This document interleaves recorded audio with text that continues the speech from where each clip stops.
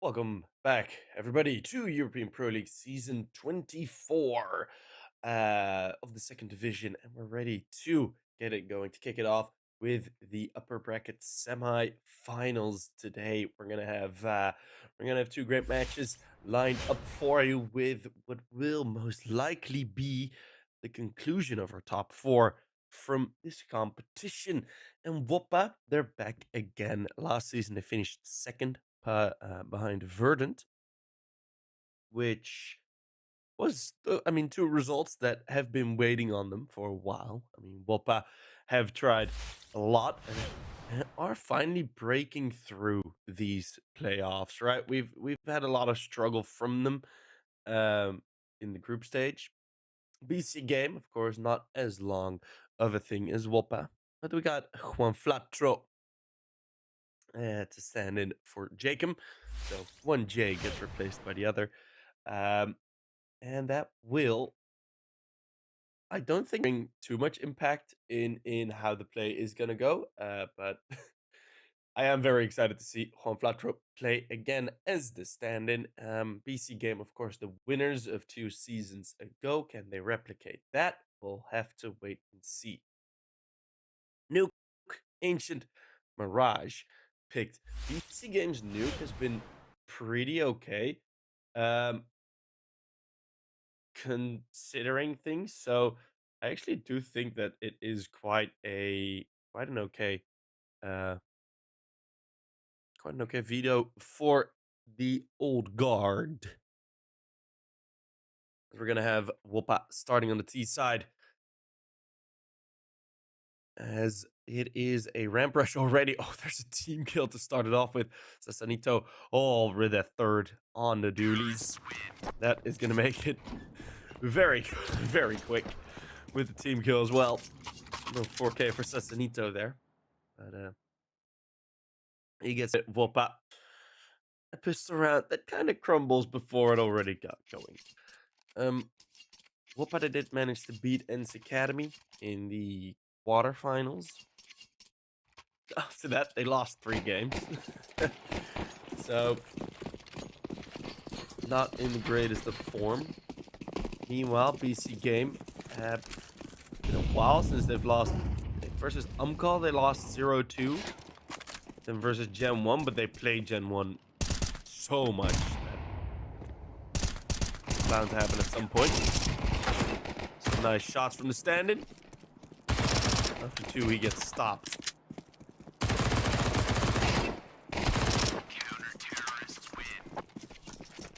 And Sasanito again with a 3K, so he's racking up that KD already. But yeah, BC.Game in most of these engagements, most of these matchups, I mean, very little opposition in the past 2 months where they actually go down 0-2. Pretty impressive, even against a team like OG very recently. It's a 1-2 scoreline in the Compass game, even getting it very, very close. 13-11 at some point on Flatro. Already very high up. That flashbang's not going to help anyone. On the WOPA side, they feel a bit lost here. Let's see if the AKs and their included firepower can bring some solace here.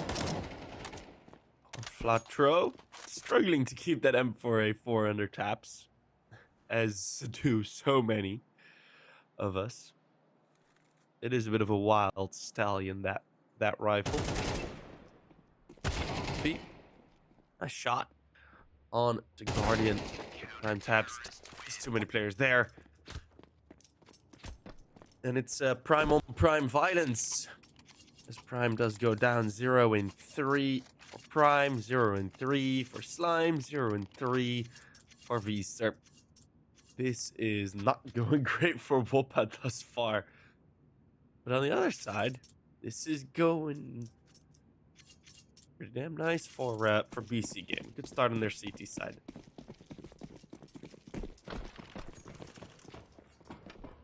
And as I said, yeah, WOPA have big nuke, but this is still a pretty good map for BC.Game. Let's have a look at the veto.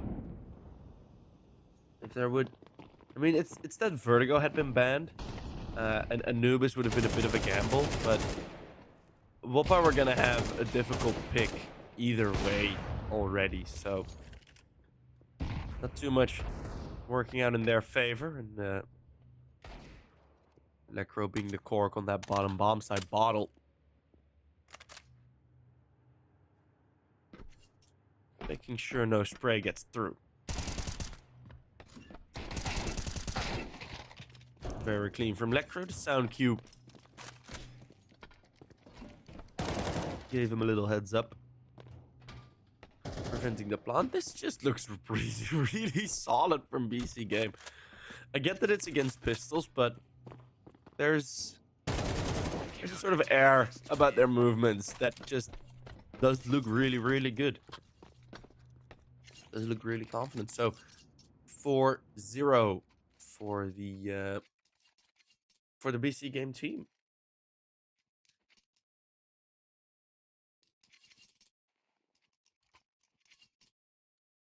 One flat throw, cigarette goat.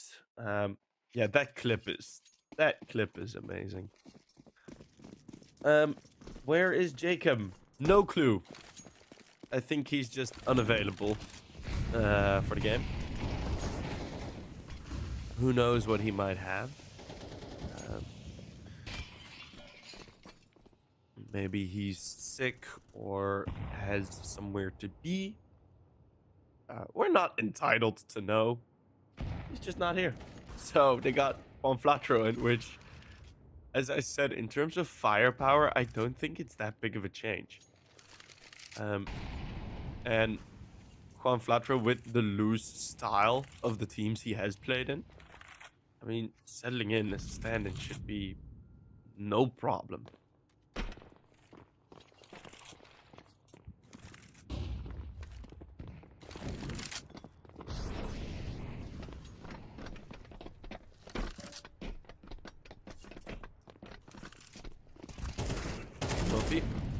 Barging in.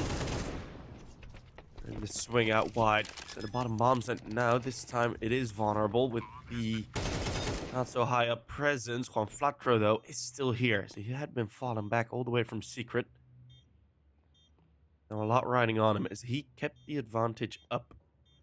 Let's see if BC.Game can make this retake. Sasanito. Once more, the advantage remains, but those are two very sharp shots from Beaster. His first two of the game, same as Slime. And when those two start fragging, all of a sudden WOPA are able to win the round. So welcome to the board. It's WOPA with their first.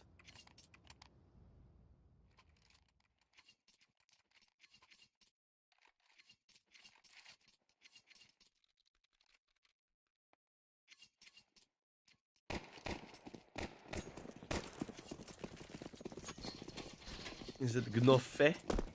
Gnoffe? Okay, ends in the sound. Thank you very much. It's always difficult, those names. Feaster just will... he won't drop down.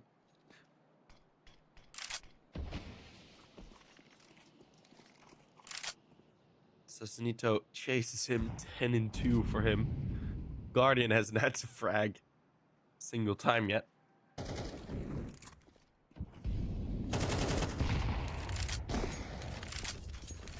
And WOPA haven't gone outside much either.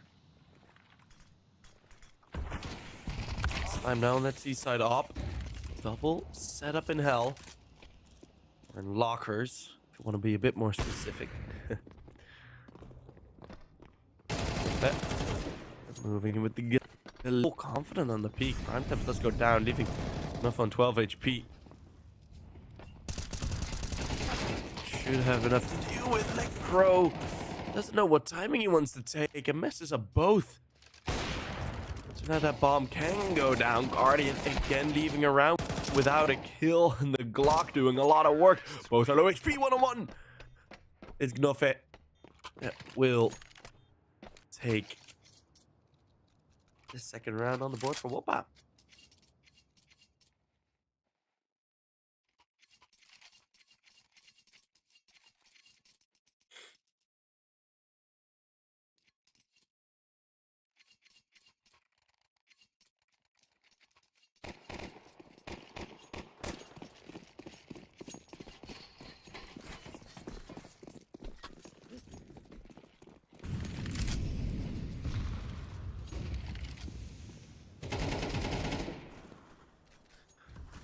So, the money of BC game starting to run low. That's the double entendre. Or double meaning. As there were rumors of BC game going... I forgot the English translation for it. Going bankrupt. Yeah, there were some rumors. Mostly contained as the Leicester City FC sponsor. Sassanito, the only one with a rifle. It's going to be close range here. Slime misses a shot. Sassanito goes forward into 2. Guardian is having a terrible time. I think a single fight he's had has been like somewhat fair and he's lost. It's like, yeah, fine. But so many of these other fights he's had, it's just been legit very unlucky that he went down. Molotov's going to take away support for Prime Taps on the bomb side here. Still, he finds a kill.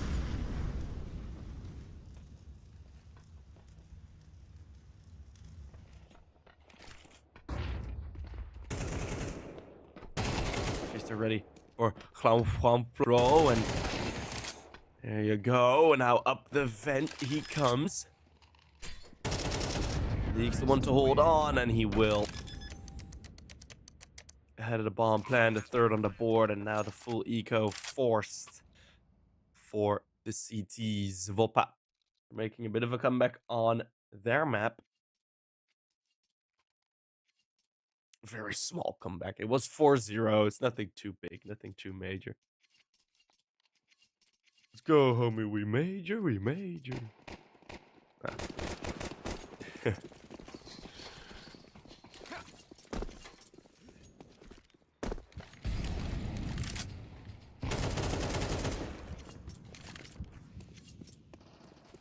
Vister and on flat truck trading blows. But with just pistols, it is fair to assume.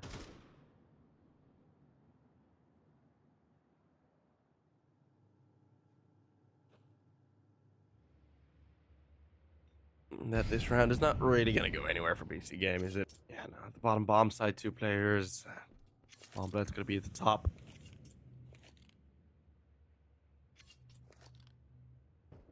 At this point, I'm uncertain if it will actually come in, but I would be a fan to seeing a timeout for BC game.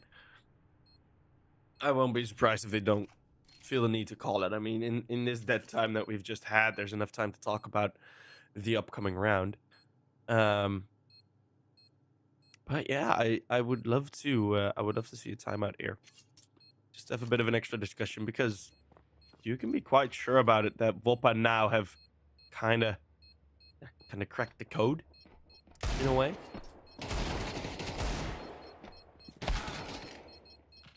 I'm gonna take as many down with them. Nice, one more kill for Sassanito. Is the North Macedonian sitting pretty on 15 kills.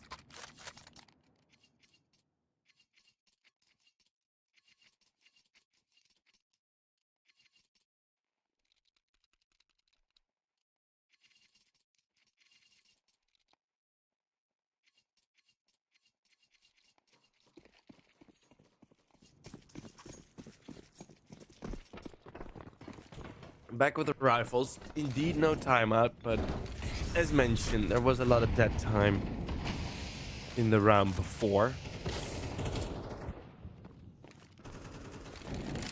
And again, it's gonna go ramp, which at the start of those first full gun rounds had already been a vulnerability, and Necro has no support.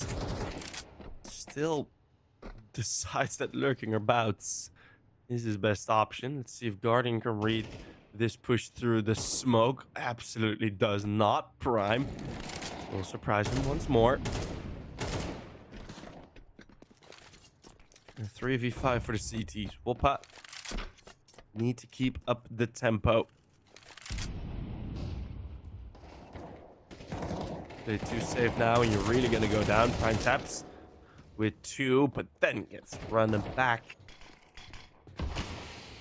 Senito in the 1v3.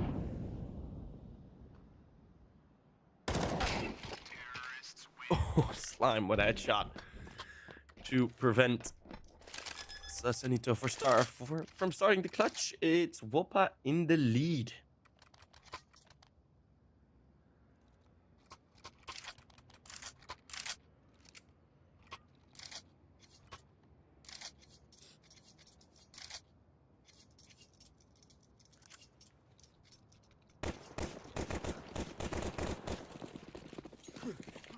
I don't know, Guardian may have had a rough night or something. I mean, there could be a whole host of reasons why a player is going 0-6. It's gonna be Leaks and Slime going ahead of that smoke, trying to fight them. Slime going for a very ambitious spray. Guardian with the P250 looking to finally get a kill, but then gets dunked on with the HE.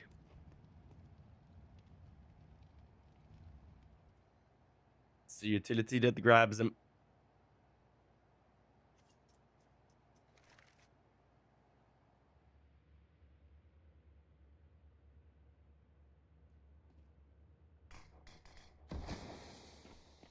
Two players still in the correct spots. Necro, though, misses his first shot with a deagle. That's a great turnaround. 2v3.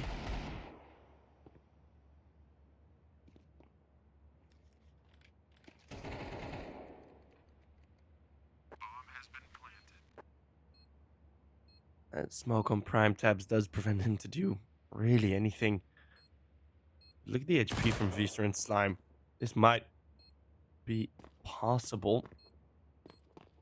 It is going to be enough to challenge first. But Prime Taps is paranoid about his flank, about everywhere around him.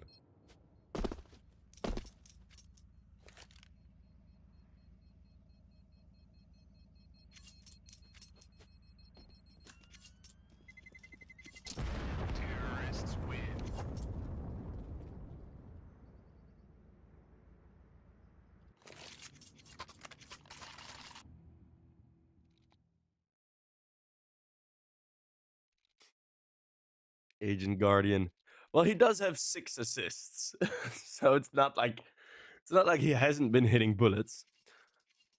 He has 50 ADR, which I mean is pretty on par with Vester, who's rocking 60, and has 4 kills. So pretty okay. Now we do get the timeout from BC.Game. Don't want to lose the half.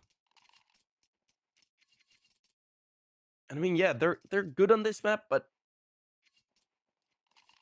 this might be a bit too much.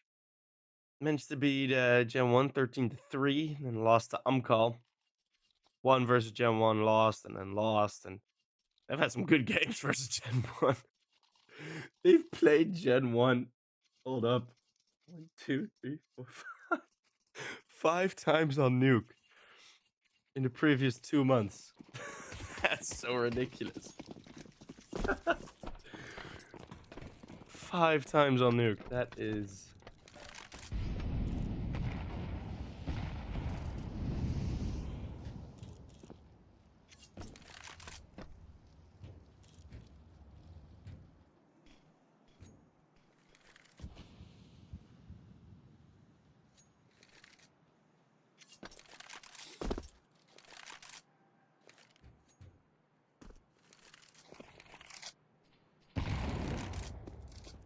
Well. It's the next gun round, and we're hoping...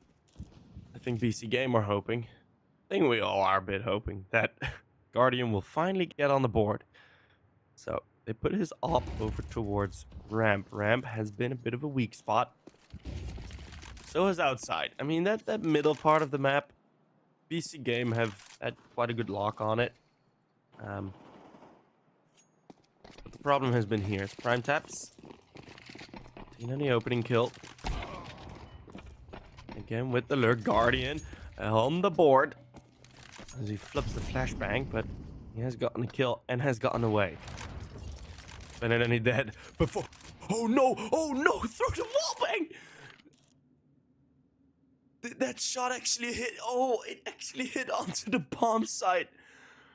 Sassanito in the corner and Slime connects. Oh, so often you see players just go for that. And that opens up the possibility of a bomb plant. That is such an impactful wallbang kill. WOPA know exactly how to continue playing from it. And with Juan Flatro going down, it is a 3 versus 3. Oh my word, Slime. What a ridiculous kill. As Necro is able to deal with one Guardian. Has that Molotov help him? Oh, the quick scope onto Slime. As Prime in a 1v2, the defuse is coming in, and just on time, the chaos is there. But BC.Game are the ones to convert. What a ridiculous kill from Slime to open up that round. That is stupendous.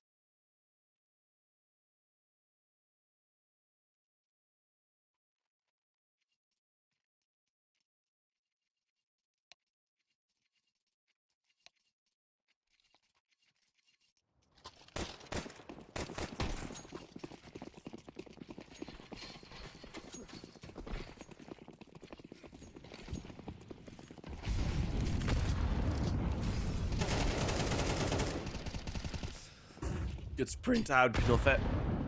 Again with that frag, that nade is beautiful. This Guardian is hoping to trade. Juan Flatro offers himself up as lunch. Here in the middle of the round.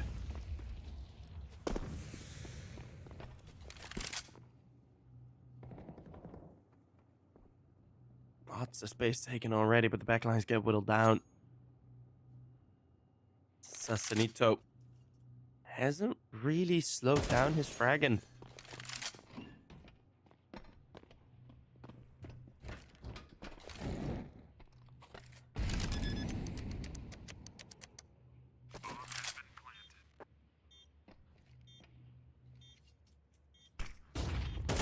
WOPA now with the attempt of the clutch. What a flashbang in! And Viser with one fell burst. It's WOPA to get the 7th round on the board. That was something beautiful. That went so quick. Very nicely done from Viser and Gnofet.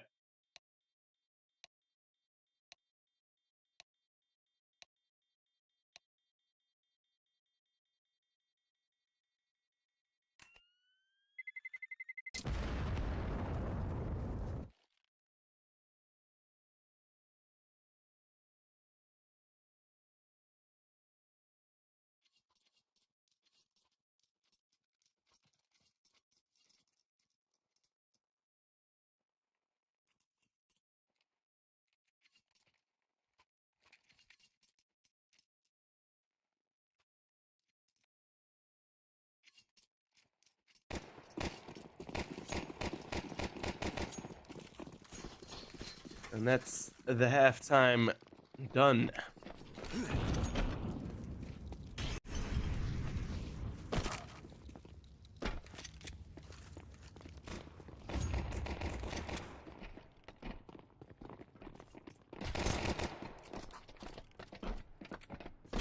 Guardian, an opening kill on the T side, maybe. New fortunes.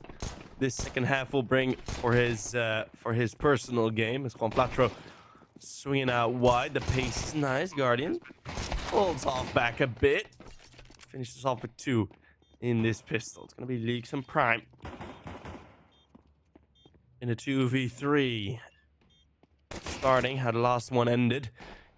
In the 2 versus 3 situation for WOPA, but not any possibility of really shown. Everyone from BC.Game just sucking in. No need to fight, no need to go for anything crazy.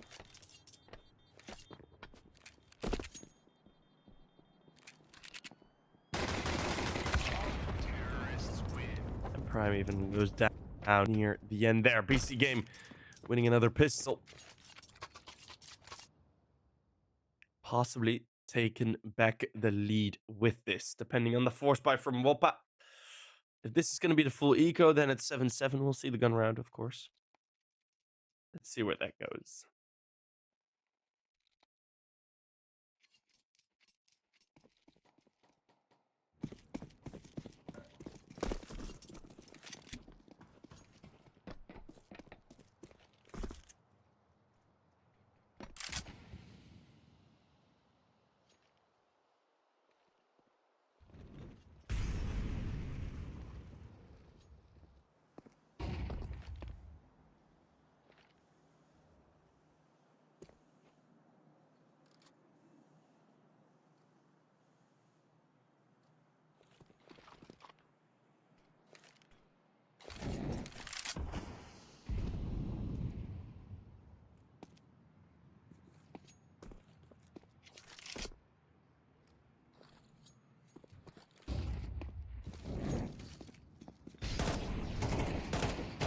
Slow move around the outside, and it is, as mentioned, indeed the full eco. So, maybe still some kills coming through. Prime has a chance to save an AK here. I don't think that chance will last much longer, as Prime, that's a second. Prime has more than a chance to save this AK. Going for the taps. Guardian only saving the deagle. He's had an efficient round, and BC.Game BC.Game barely survived that.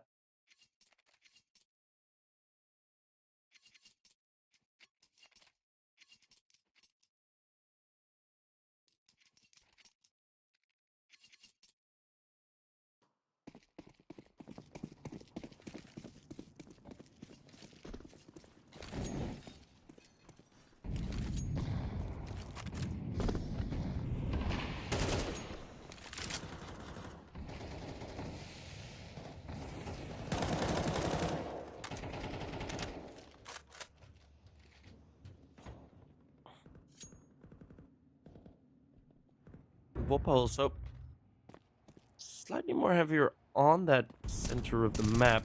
Hold its leaks with a long stick, trying to poke away at outside. Slime comes in to help. Beaster's there as well. Through secret or more. I mean, this is 4 players covering the outside. Prime popping up for one more. This is gonna go nowhere for BC.Game. Overwhelming rotations from the CT side, and it is going to be WOPA winning their 8th round, so not the lead given up.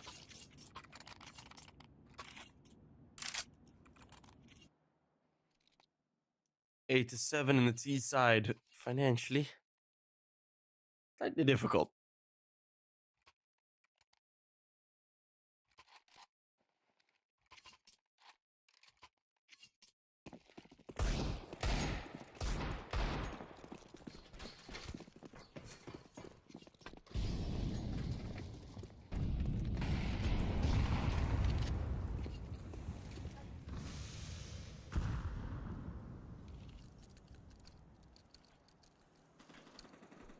So, just the Deagles, scout on Guardian, and Guardian has been able to get a couple of kills, so his KD slowly returning back to positive.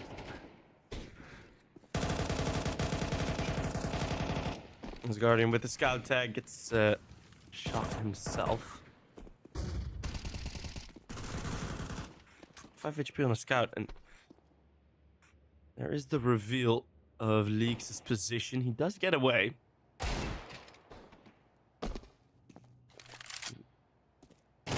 A shot. Oh, prime taps. Oh, prime taps. There you go. A third already. And that was a very crisp sequence.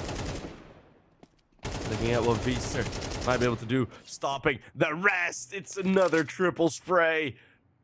Another highlight within round 16.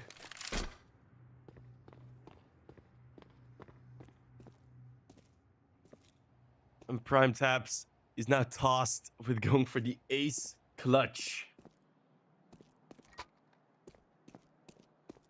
Already one flank coming in. He seems to be slightly aware. Now he is aware. No, it's another great shot. Prime Taps. He's on one for this round. 11 seconds. He needs to go for the plant. At the bottom bomb side, Prime Taps. This could be the ace clutch. This will be the ace clutch. If he dodges that flashbang, it is there. The German will win round number 8 for BC.Game. What a play from him. That was crisp all the way through. Vs are trying his hardest to hold on with that triple spray, but what a round from Prime Taps. That is so sick.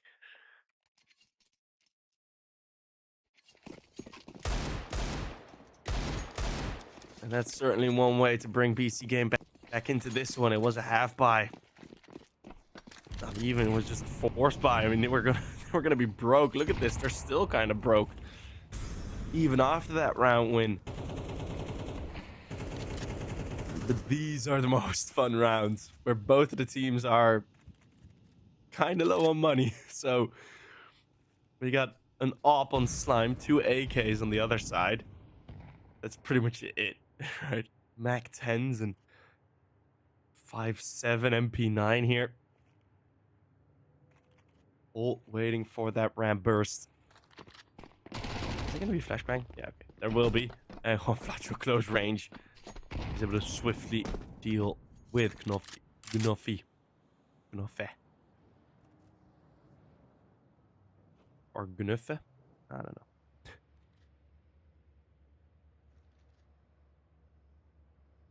Leaks with the scout. Slime with the AWP. I don't exactly know where Slime is at.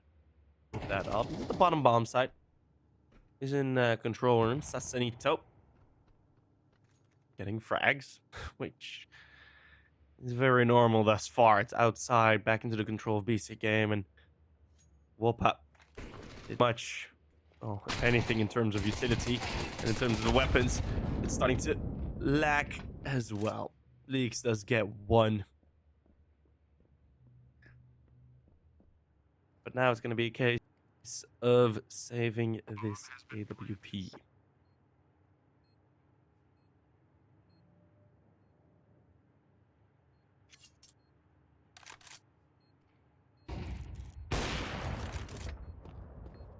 And they only got Mac 10s. I don't think BC.Game are going to be too worried about throwing those Mac 10s away.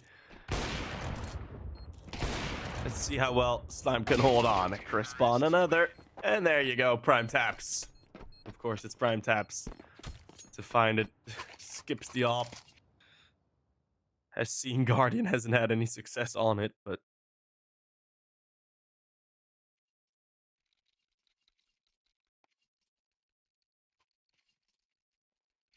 No, but let's have a look at Guardian. You know, he's 7-12 at this point. Still in those 6 assists. But... he is 2 ADR below 1 flat throw. 2 ADR. So that's fine, right? That's fine.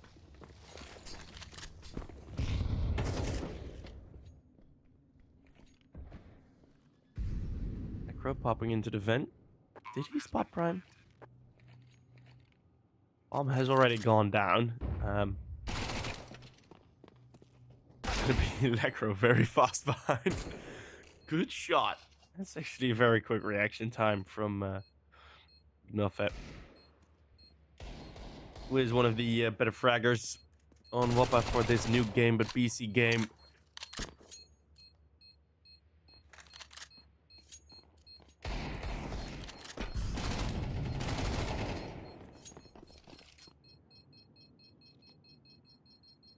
They got so much momentum after that Prime Taps round win. And the round right after, they pretty much storm through as WOPA go for quite a vulnerable setup.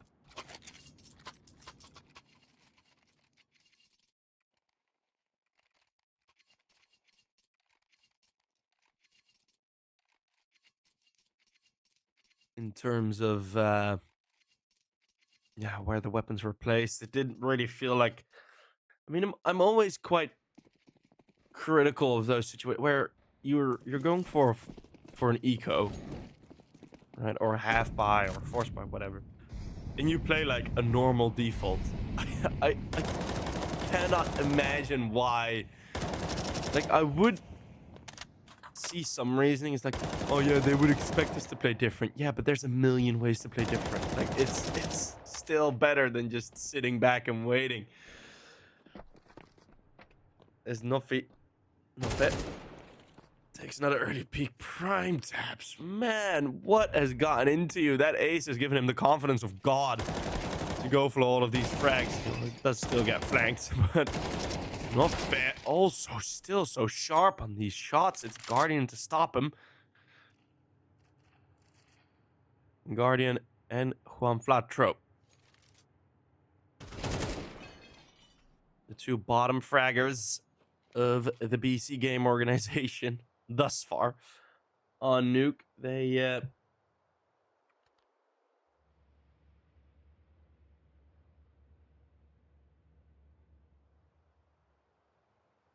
need the clutch now. Juan Flatro, 1 versus 3. It's gonna be leaks over the top. That will deal with both.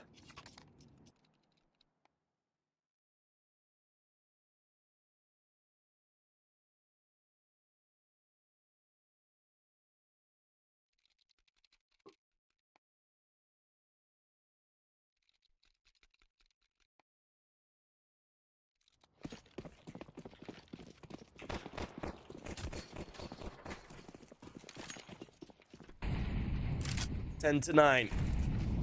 The score.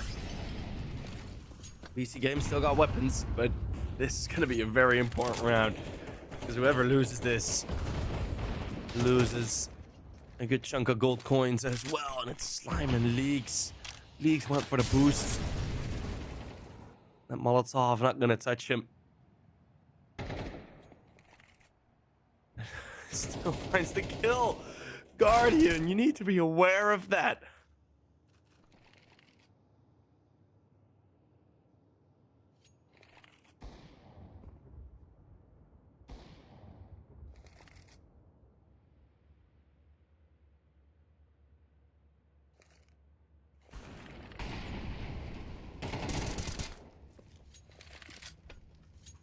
There's Lecro all alone. WOPA get another round win.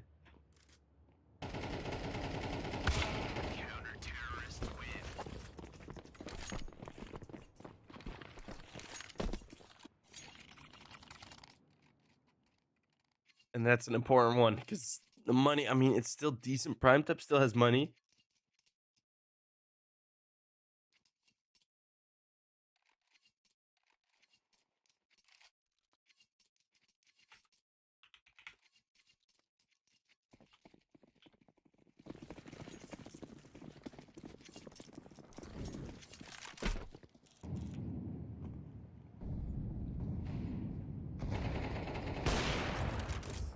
Slime continuing these opening frags, and on the outside, BC Game. I mean, I have a feeling it's going to need to be ramp next gun round again. But WOPA might also know. Had BC Game won that previous gun round, it would have been 12 to 9 for them. But now it's WOPA on 11. BC Game had that buffer of a 1-round lead. But it's still not going to be easy. This new game is coming in very, very, very close.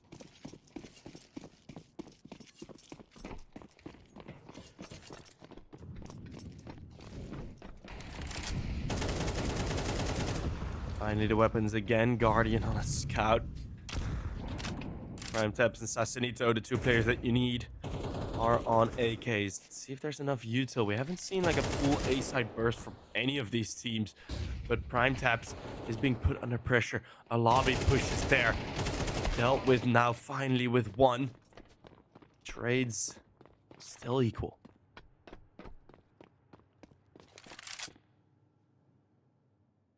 So many footsteps, so many rotates. Juan Flatro seemingly ready for it.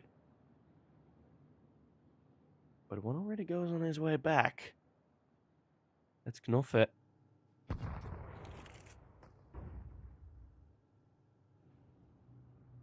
Already to the other side. A round deciding fight building up here. Slime versus Guardian. Usually it would be obvious this battle, but not this time.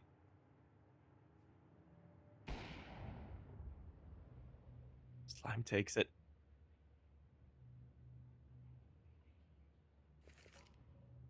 I mean, a bit of information here. Now they at least will know. Alright. I went to the bottom side after the nades. It's going to be no surprise at all anymore. Planting out in the open. Deep on ramp is Juan Flatro. No one's coming in from there. At some point, he must realize.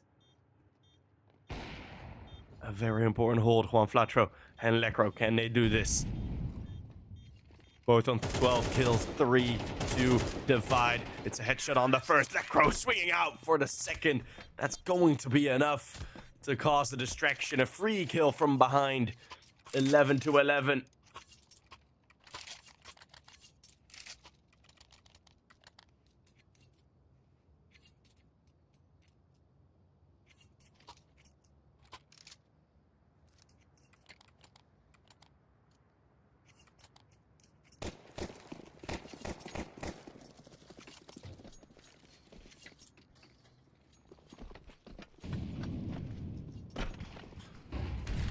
Eleven to 11, BC game extend play for just a bit longer. The wide swing is there, and the kill does come through. So that little nasty position is dealt with. Lots of outside presence. And BC game, they're not in a position where they can instantly respond to this.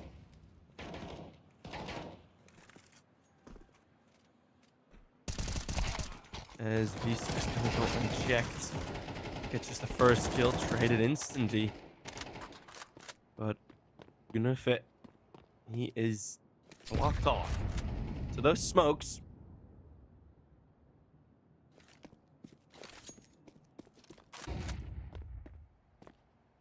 do make it so that there is at least a bit of control returned. But again, this sort of through secret rotate. A bit early on the gunfights, WOPA, otherwise it would have been a very similar round as the one we saw previous. The position of Slime here. This is going to be difficult to deal with, and Guardian is not just going to jump across. He's going to challenge. And again, a 2 versus 3 BC game task with one more clutch. Again, it's Lecro and Prime Taps, who's been so sharp. Prime Taps, who's been on fire. His headshots have been amazing, but Prime on full HP has the confidence to swing out. And that is going to be 12 for WOPA. That is going to be a map point for WOPA on their map pick. BC game just aren't able to do enough by the slimmest of margins. And now low weapons for that T side. It's a Galil's Tech 9. Don't even know what Lecro's gonna go for yet. It's a Deagle only.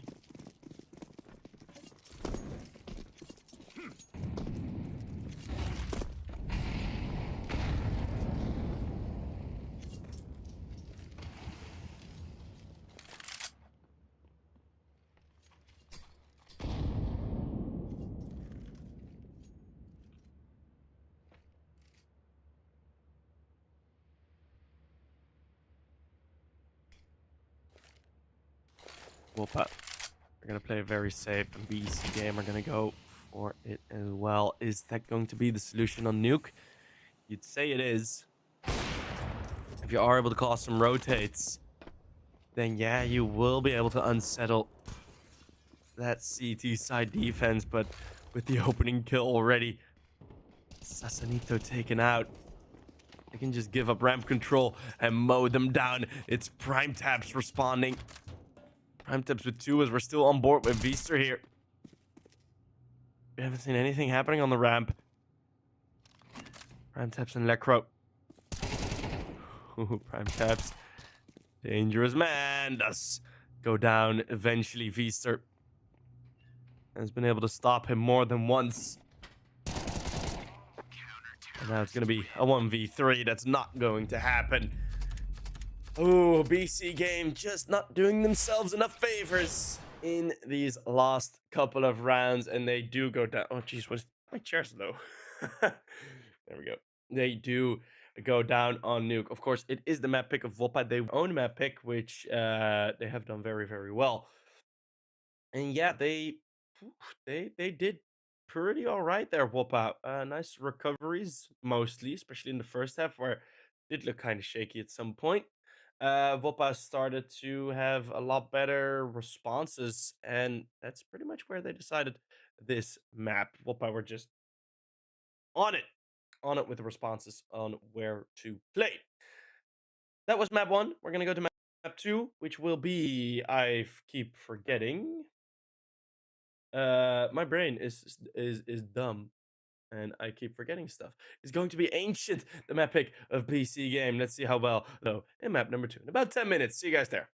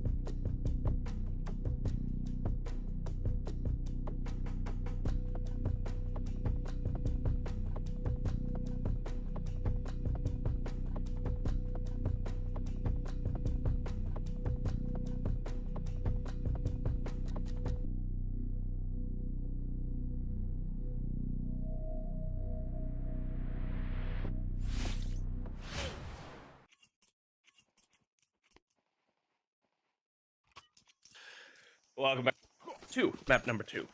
We are we're ready to get it going on Ancients.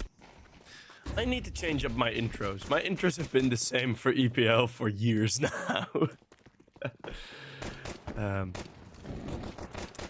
we see, Juan Flatro spearheading this assault as it is gonna fit to take the first and second kill. Prime Tap's the one to respond, but the T's side seeming to get stuck in donut for a bit. Guardian opens up this A bomb side.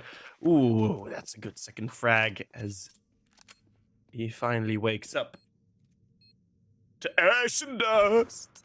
I wash my brow and I sweat my... It's gonna be 2 versus 2. The Dooley's finding one more, and there you go. Prime Taps and Sassanito, the 2 top fraggers of last game for BC game. Complete the final pistol rounds. 3 for 3 on pistol rounds now.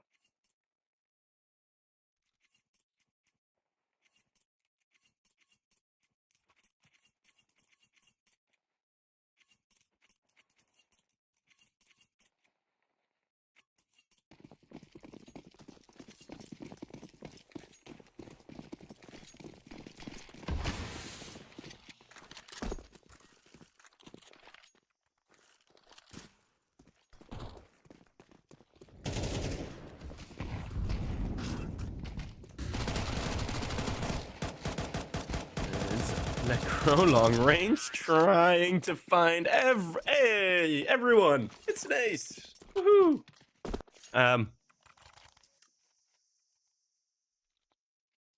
Bit less fireworks than the previous ace, but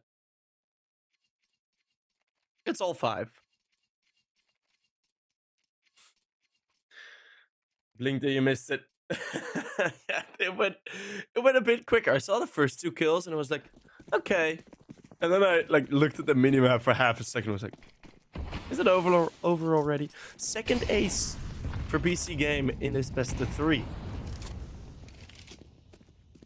Second already. Lecro traded, but going in with the Galil first. I'd say change it for Mac 10 if you're gonna peek that alley. You're gonna peek that alley anyways.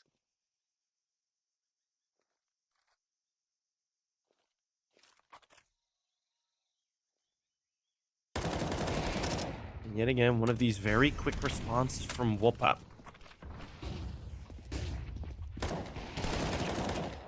Something that Na'Vi seemed to do as well.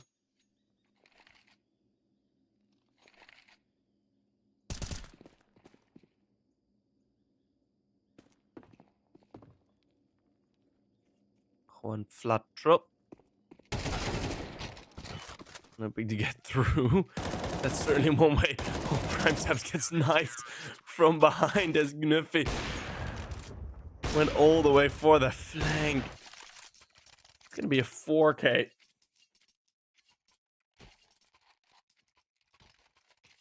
4K for the young Dane. Oh, they're all young and Danish, but for him specific.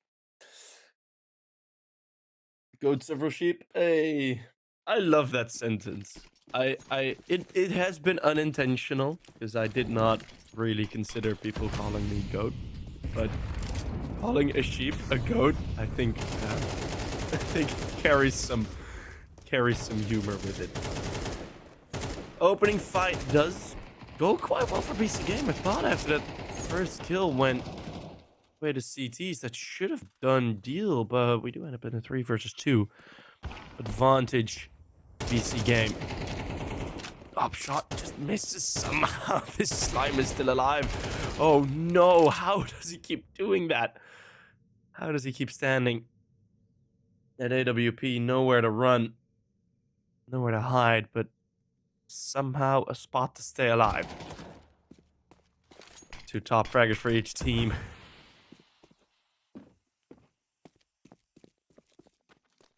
Prime Taps. Is he gonna be early enough?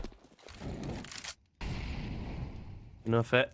Realizes. Okay, might have gone middle. Might have been a fake. That Molotov confirms otherwise. 12 HP. Prime taps. He cannot overextend a single millimeter. As Knofit could only go down in an instant with a headshot from the AK. And that does come through. Of course it does. 6 on the board. 4 prime taps. Third round. Again, a clutch one by BC.Game. And again, by that German guy on your screen, prime taps. He's been on fire, man.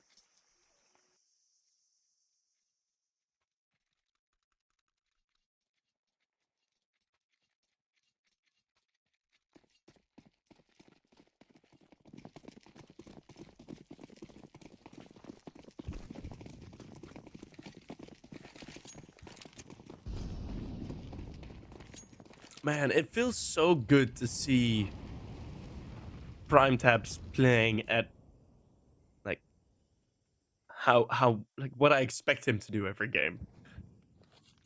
Right, he's had such a rough time in some of these teams that he's been in.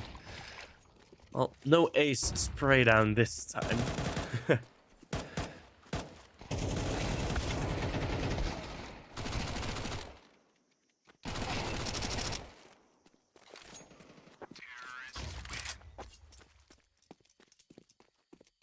And there you go, 4th round on the board. Actually, quite a lot of kills. Didn't really notice it at first, but yeah, 3 kills coming through for the CT side. Pretty okay.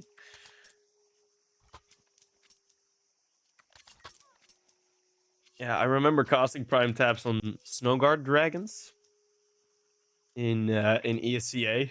I was casting like Snowguard Dragons versus Mouse NXT and matches like that, or just whatever. And he went to Big Academy, and then that 5W stint, which didn't really work out. Oh. I don't know what Juan Flatro's plan is here, as WOPA have made it very clear that they do not know that he's there, but Feaster will still find the response in time. 2 versus 4 to get the bomb plant down.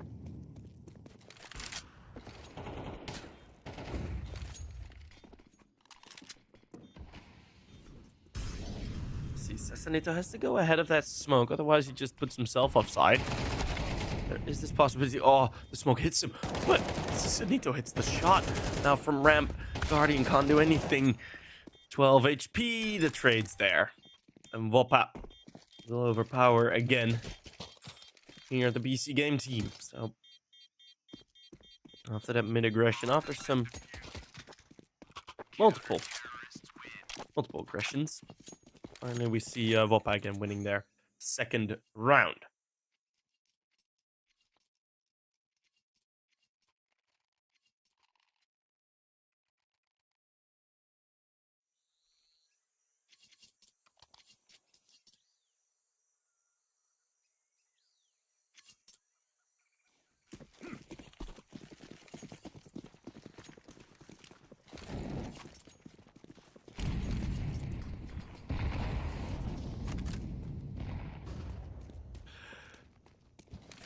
Let's see, BC.Game, again, we haven't really ever, I mean, on Nuke, also wasn't really the case where it just, yeah. They haven't really seen a team build up any cash. Like, not at all. So BC.Game slowly approaching this now, as they don't want to fall into another early middle fight trap. WOPA holding a very passive setup. They know they have the weapons and nades advantage. Really need to go for this leaks. He's pretty disconnected. So the 1-for-1 trade. Difficult to respond to, but then Slime MV said it will sort of mold around the position where BC.Game had been spotted, and they've done that before. Don't really see Sasanito finding much, and these are just some very, very good jobs on the rotates from WOPA. Once more, I praise it, as it is high quality. It has become high quality the way the team moves in rounds like this. That's why they've started winning all of a sudden. Yeah, I'm very impressed by WOPA in general in the recent times.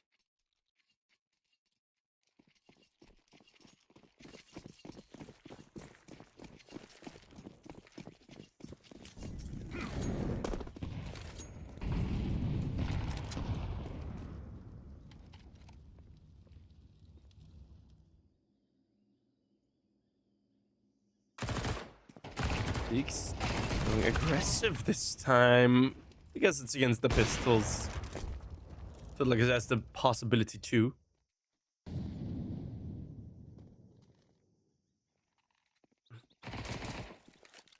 Necro and Flatro, both low HP.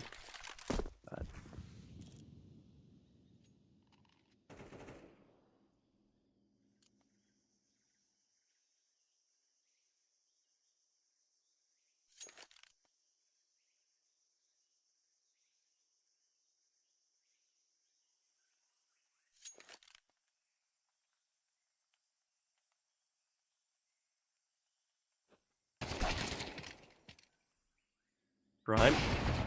Finding one more kill. Yeah, and these pistols. I mean, there's something picked up. But the trade is quick enough. It's going to be Lecro all by himself. 4-4. We tie up again at 4 each. Let's see who will take the rest of the lead now. On Nuke, it was WOPA getting into a 7-5. Let's see if that will be possible here on Ancient as well.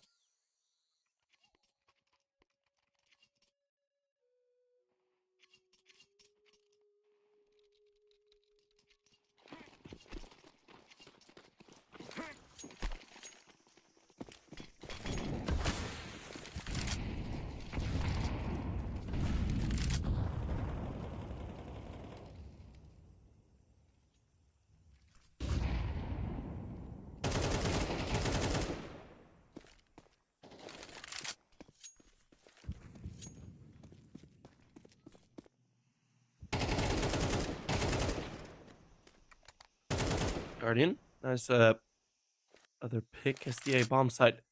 Oh, Guardian, that was a really important kill, actually. There was no support for that bomb.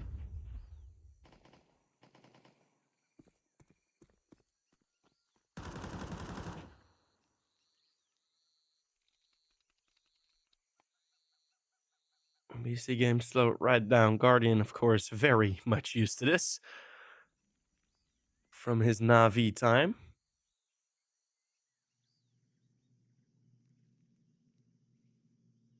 They're going to be waiting it out for a long time. There is absolutely zero control for BC.Game.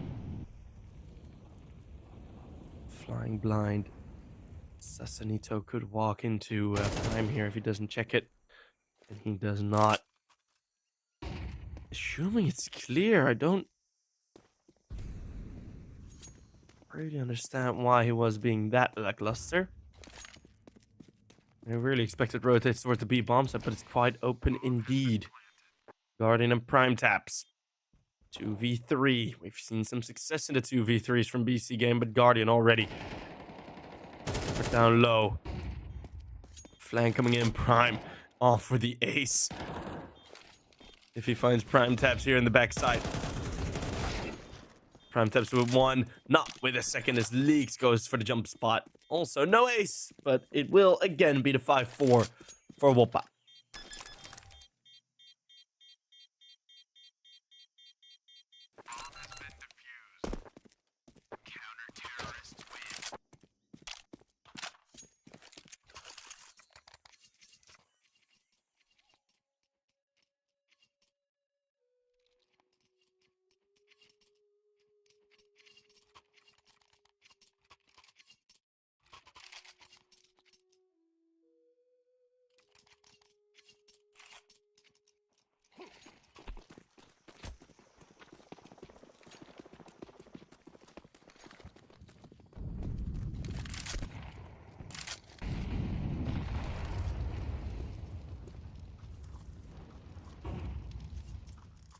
AK is back up for everyone. Well, I say for everyone. There's 2 Galils. And BC.Game have really sort of slumped into pretty uninspired T side thus far. It's just going to be the B side take. Timing of the util is actually quite nice. Okay, I thought this was going to be a slower play. Finally some pace in it for BC.Game, and that does seem to work out quite nicely here. Taps fighting within the Molotov. Yeah. Okay, I was wrong. I thought it was going to be another slow play in towards Cave, but no, they decide to up the ante a bit. Put the pedal to the metal. Shift up into 6th gear, you know. All those types of references. But yeah. We will see BC.Game get the 5th round, and that is some good momentum. The money is awkward for WOPA, to say the least.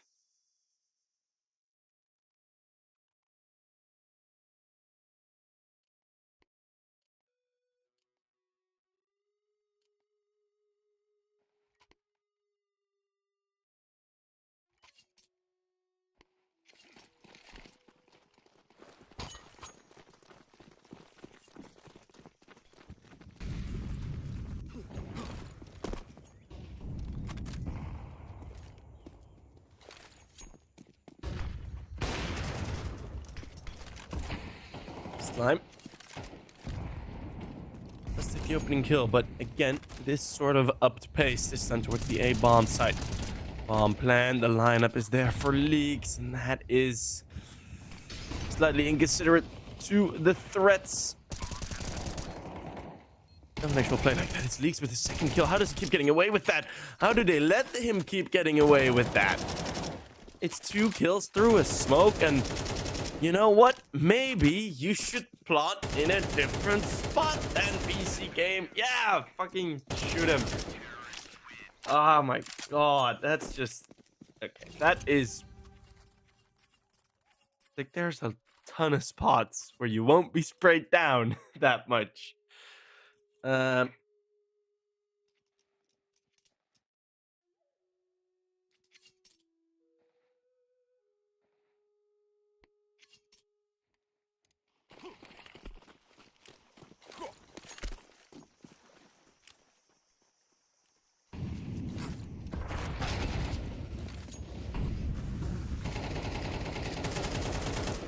Taps with the opening kill and full blind, both in middle full blind. Taps is the one with the patience. Leaks his past 3 kills. He's seen none of them. Another wallbang. Oh, Flatro going through, expecting Leaks to have returned back in towards Cave. That's not the case. Still, advantage remains. Leaks now needs the ace. That may be a bridge too far for the man that apparently does not need to see to kill. It's going to be the 6-6 half. BC.Game doing one better at least here on the T side. Let's see how the flip side will look like.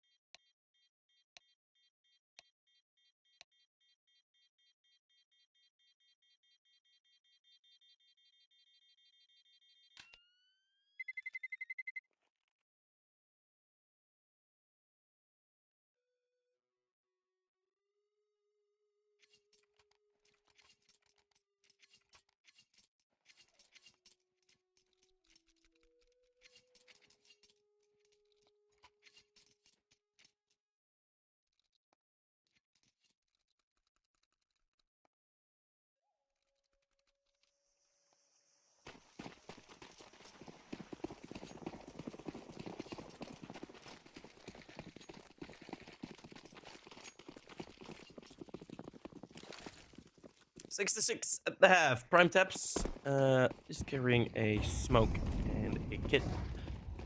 And they're letting all the util fly out early. It's going to be the bomb plan 5v5. Slime does take 1 bullet of damage, so it's not going to be the perfect bomb plant. Let's see if the Glocks will indeed be overwhelming. Some very chaotic spray. S19 does get away with 2. Guardian already gooshed up. Don't really see him doing much. And Guardian is the one now carrying that smoke. And that kid standing in the backlines with a single molly more. And that would have gone very well had Prime be the only one left standing. But that's not going to be the case. So, first pistol round win for WOPA. They're on the board. Kit and Smoke saved. Keep that in mind.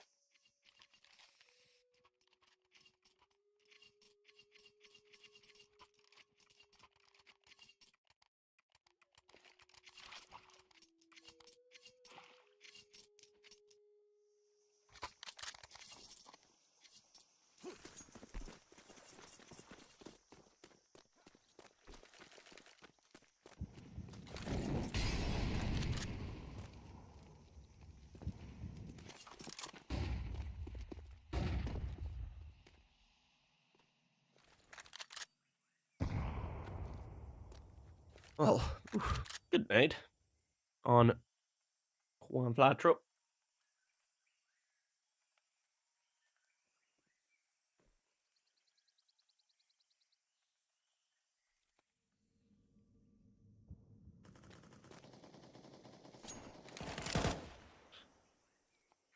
Yeah, against these pistols, probably not able to do much. Guardian with the Deagle might be able. Feaster does get put down to 2 HP. Somehow still alive. Yeah, somehow still alive. Well, does get taken out finally. A bit of a wasted round.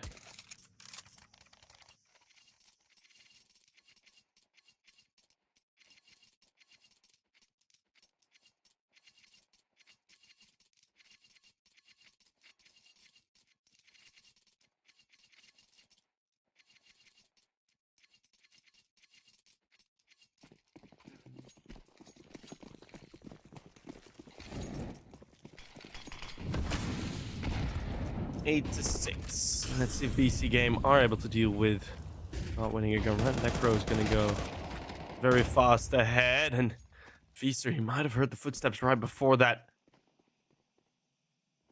Does take down Lecro. And Lecro, maybe because of the flashbang, he didn't hear the Galil firing. Or it was just a bit too late. Well, it feels like he just didn't hear it. Onion does find one. Slime solo pushing deep into Temple, and the response again very fast, but again this is kind of a fake. Look at this fight happening on B main. Oh, look at it on the minimap.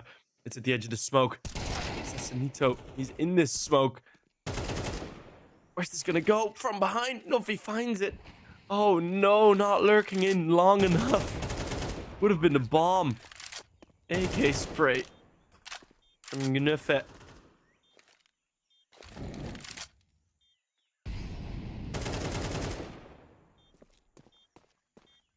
Does tag Guardian for one more bullet, and it's 7 HP on the experienced man.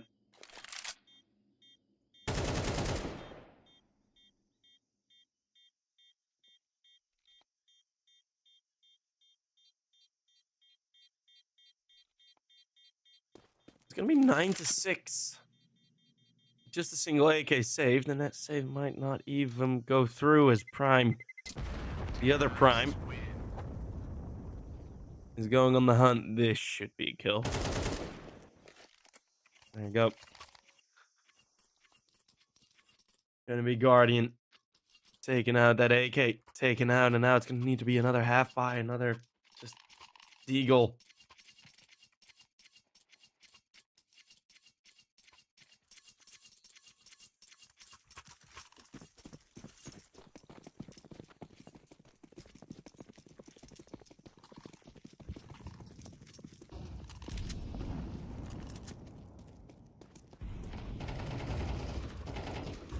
Prime taps. Going to storm through. These are lots of pushes. It's going to be the full force fight. Let's see if they can overwhelm this T-side place. I need to find one more. It's time with the AWP. Missing a single shot. That might cost him dearly. It's going to be a 1v1.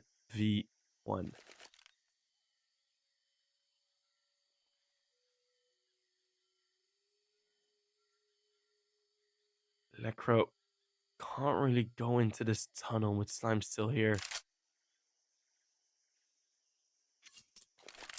There will be weapons to be picked up. Can be equal AK versus AK.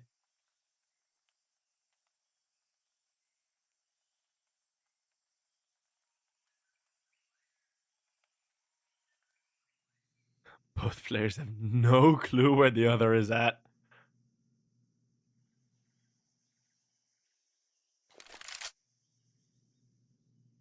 It's going to be Lecro picking wrong.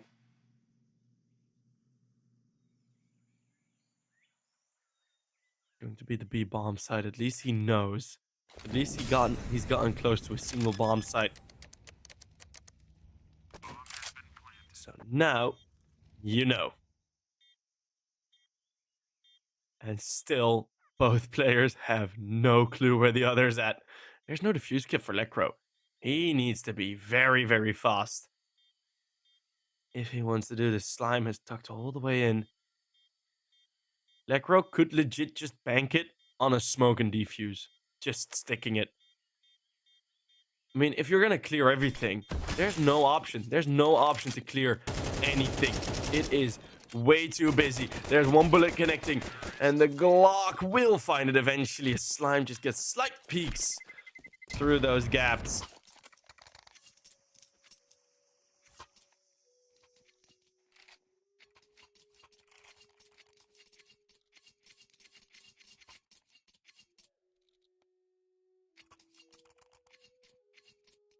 Double digits for WOPA. This is BC.Game. Call the timeout.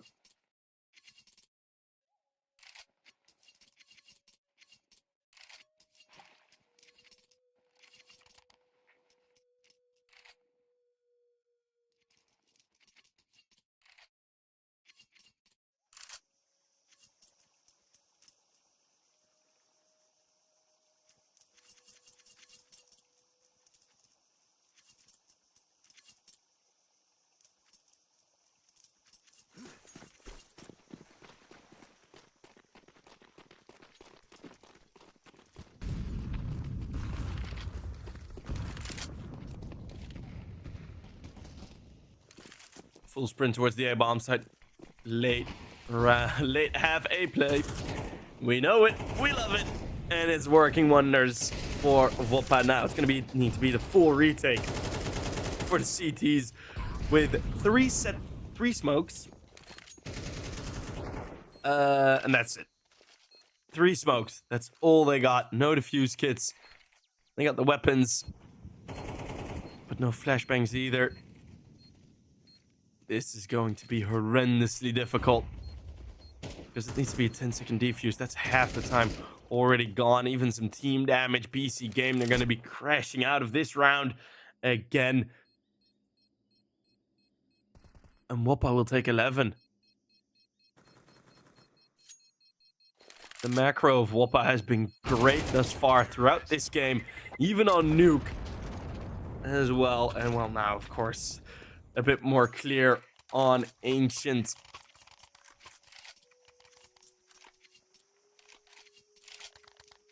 BC.Game, they may have the firepower, but it just feels like they're lacking in the bigger picture. It's just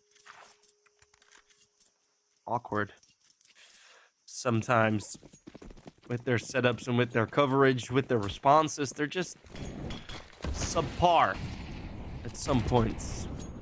I mean, WOPA has done great thus far, but again, it's this, you know, again, it's the late round, it's the late half. You want to play for control if you're the CT side, so of course you're gonna leave one bomb site weaker, and that's always gonna be the A bomb site that's gonna be left weaker. Again, a 2v3 or 2v3. Again, a 3v5. You try to get in, but there's absolutely nothing for it. V-Star holding down the donut line.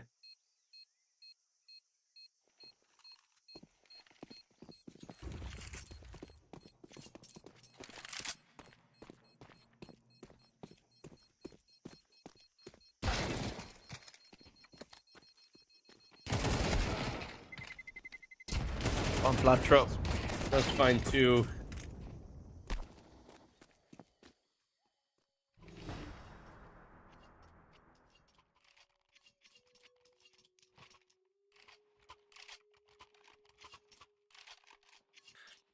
And I mentioned that the loss of, well, I say the loss, he's just not playing today, but Jacob not playing should not have been too big of an issue. But, you know, maybe it is. Maybe he does come up with those mid-round ideas. Who knows? Well, BC.Game certainly don't know. As WOPA, 6 rounds in the lead, it's going to be Slime entering. And elbow spotted. So prime taps, position zoned in on. Leagues knows how to swing it, goes for the pre-fire. Veister is able to trade on that mid play. And advantage, Leagues gets away. Again, now knows where Guardian is at. Oh, wide swing. Oh my goodness. Don't think Slime expected the Auburn to peek out that way, that wide. It was Lekro that was still standing there. But yeah, 4v2, 4v1. Juan Flatro won't be able to do much here. From the side, it's WOPA that will completely outplay. Not in terms of aim, but oh damn, in terms of where they went on the map, when they went there. Yeah, the bigger picture of the play from WOPA has been superb this game. I mean, some of these CT-sided plays, especially, I was very impressed with by them. The T-side calls were just on point, but that is mostly where WOPA have been improving, right? It's always been a team that was kind of there and thereabouts in terms of the firepower, but they were losing everything, right? They have been in our group stages for seasons and seasons on ends where they did not make it through our group stage, and we didn't really expect them to make it through. Well, they've broken through last season. They got to the final, and they are actually playing a lot better Counter-Strike than they have been in the past. Now, they take down BC.Game, who weren't at their peak performance, I must say. Prime Tap certainly was. He's given us some beautiful, beautiful highlights. We'll go for a bit of a break until the next matchup kicks off. That is going to be Astralis Talent versus Chimera Esports, or ex-Aurora Youngbloods. So we'll see each other in around 50 minutes. 12:30 Central European Standard Time. I think that's what it stands for. But I will see you guys there. 100%. Love you all. See you guys there.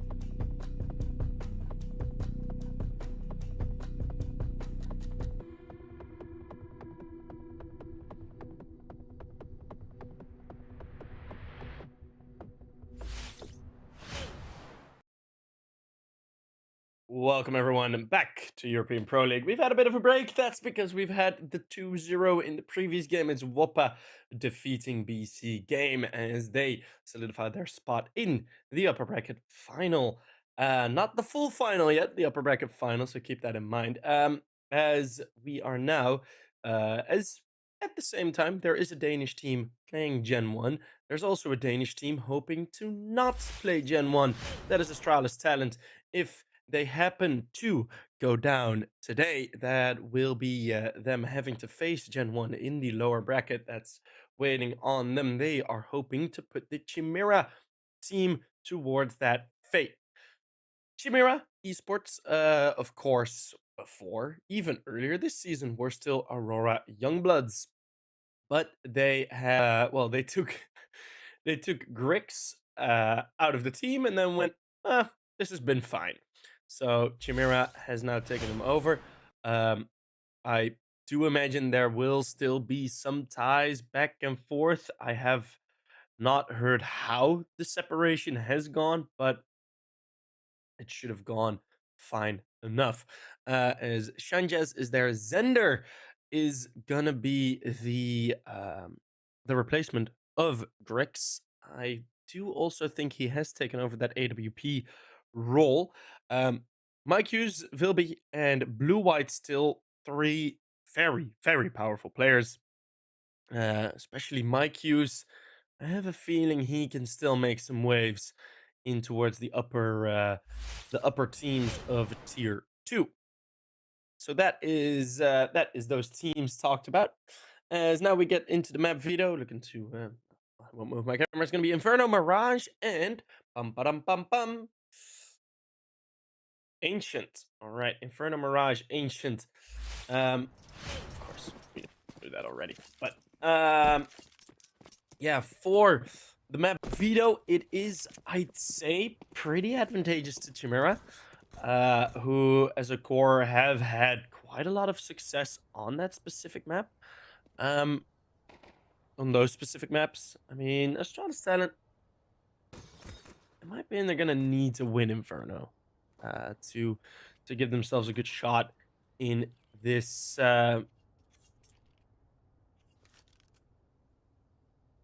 game. Mirage will be played. Mirage had been played before. That's almost half a year ago now, but it was a 13-2 victory for the Aurora Youngbloods. That was a very different iteration of the Astralis talent team. So for now, we're going to see the talents slowly sneak up towards this A-bomb site. It's going to be a very tall order for Blue-White here, who will instantly just get destroyed by Ansgi. And that should be the round done. Vilby has gotten dinked into oblivion. He is on a single point of HP. And we're now going to get the plan coming in. I don't really see a retake happening here, and I don't think that is too ridiculous to say that I don't see a retake happening here. It be how it be. What up, Donod? Removing some bans. Being nice to the community.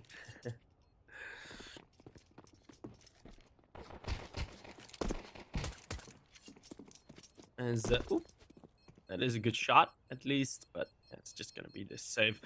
I don't know if Vilby still has full armor. Don't know if he actually got tagged in the body or if it was just the goosh. But Mike Hughes is going to save that full armor, so that will possibly even be a FAMAS if he does desire. But at least a bit of a more powerful weapon, so should be good for them.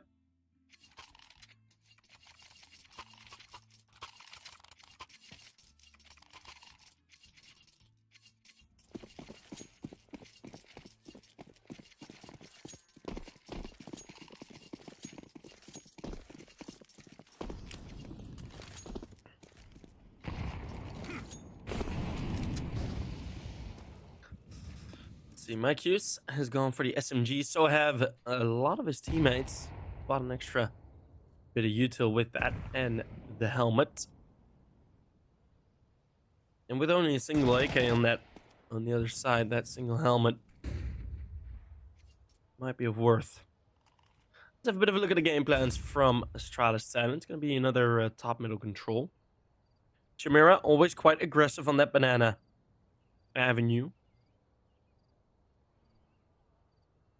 Especially with the blue-white there. Known for the pushes down. Known for the pushes down the ramp. Or down. Yeah, down the ramp. Down banana. My language is rough. Well, we also have some blast tournaments going on right now. Lots of CS. Lots of CS. Start it back up again.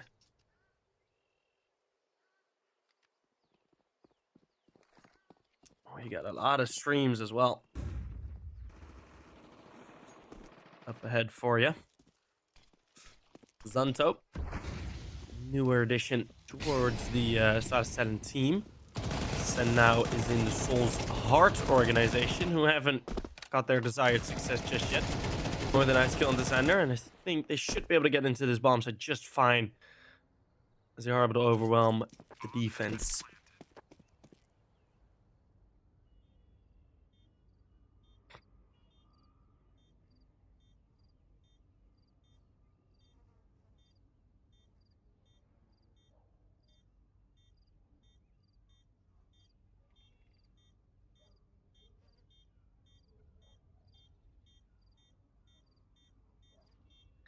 Changes, just gonna be saving that M4.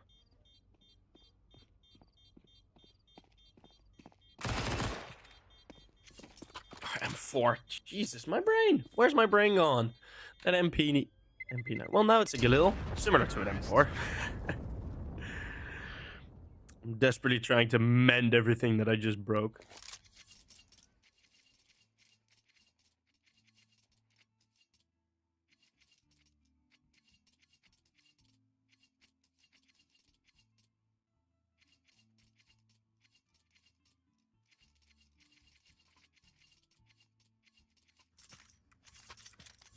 As we do have round number 3 now, just gonna be that saved Galil.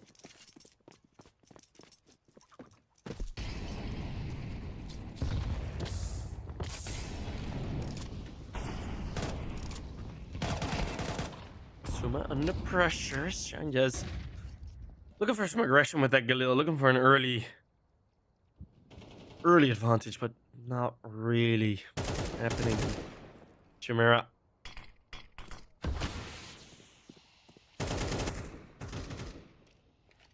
For a bit of a different setup here. Nothing really working out for them, is it?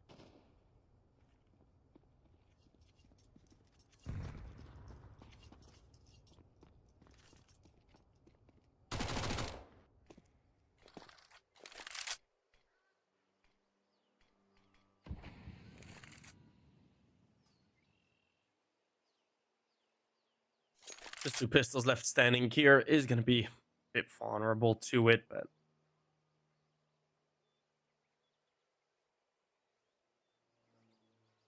won't be anything too crazy, I imagine.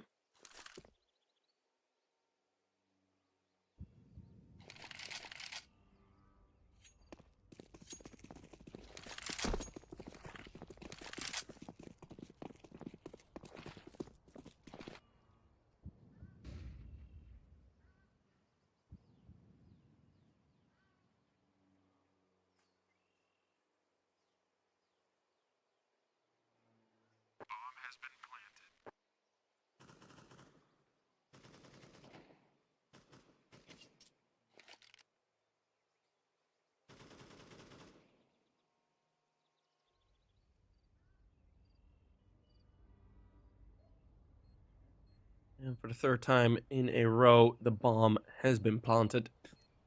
Astralis talent will easily continue through this.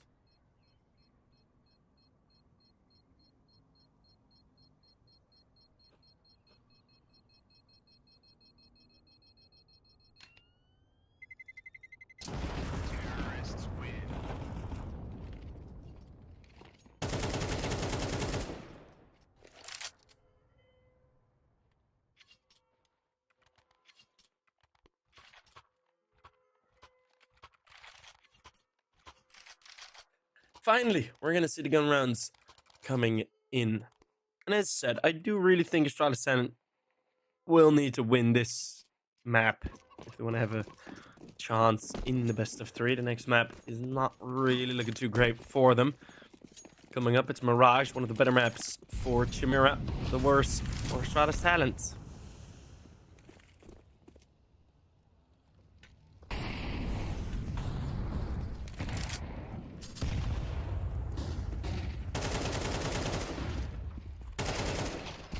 Proc under pressure as Blue-White again going for that rush down banana. This time his sacrifice worth it, as it's an equal trade and control taken.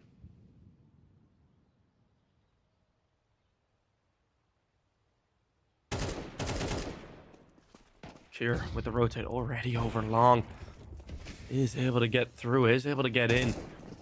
In the sight, Xander in pit is going to get swarmed by 3. Kira with a nice adjustment, a third for him already. That should be more than enough to win the round. Going across long, a gap being left open by Chimera. It's going to be one of the sacrifices that you need to make in a situation like that. And well, that is indeed going to be the case. So Mike Hughes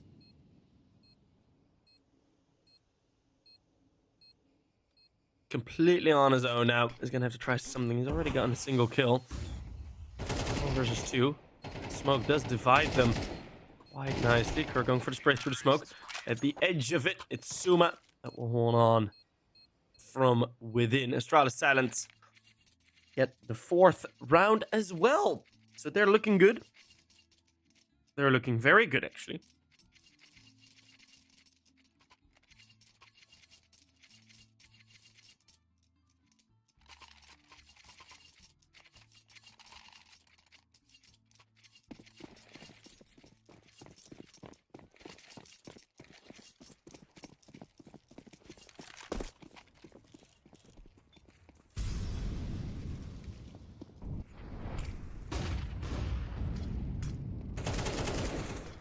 Here.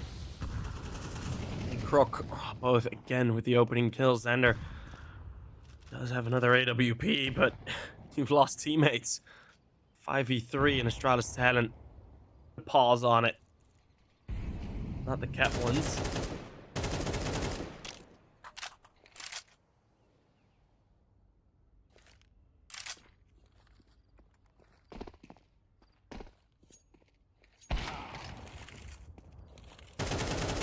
One of the opening kills, Xander has to be wary of those entries. Kier, an 8th kill. He's on fire. Kier. He's having a good time, and Astralis Talent, so too, have a good time.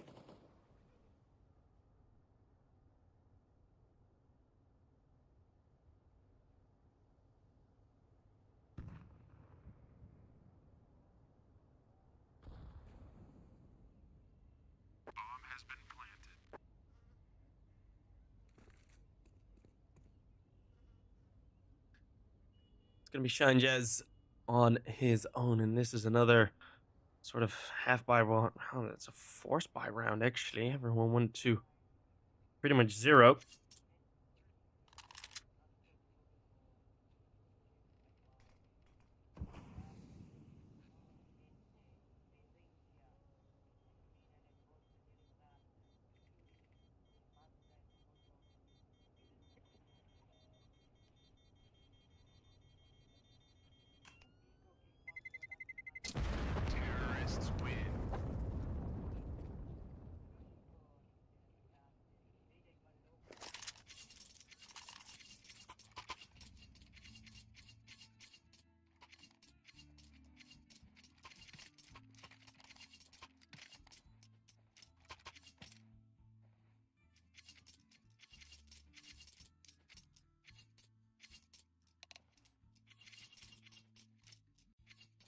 We're going to have technical pause called. This isn't really going the way Chimera would have probably hoped it was going. It was going to go, but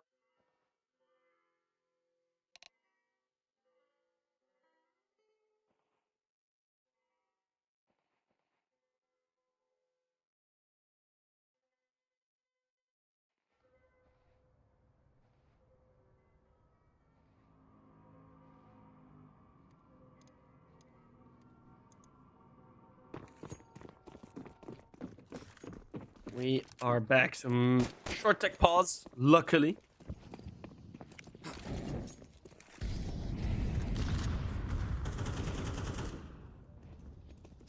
There's Kier, another opening kill, this time against just the pistols.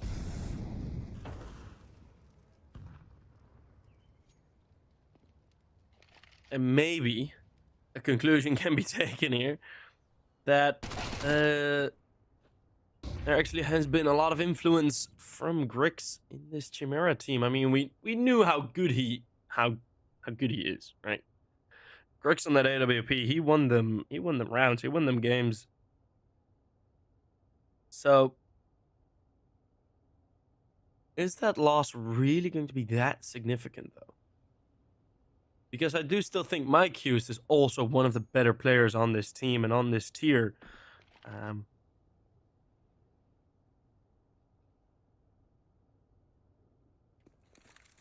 That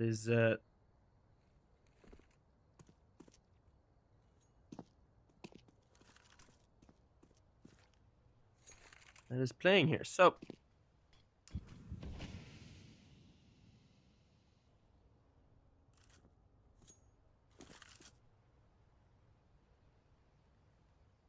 gonna have to wait and see. 5-0, soon going to turn into 6-0.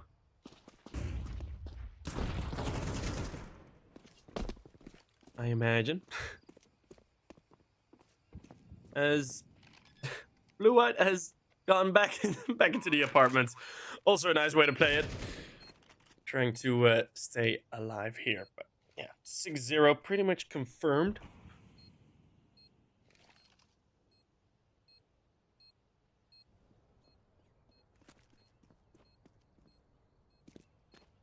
Thrown away the weapon from here.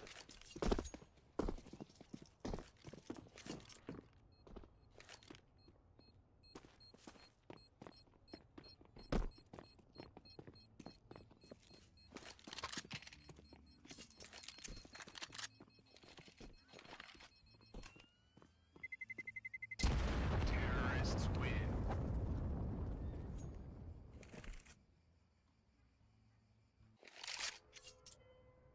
6-0. Whew, Chimera.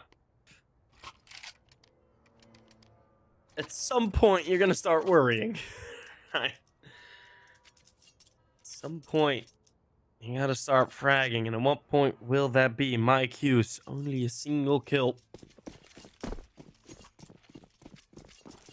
Will it be similar blue-white aggression down banana? He's not going in first, so I doubt it. Astralis and they haven't really had to change anything yet. Smoke for their escape and an op for their entry. It's Ansgi with both.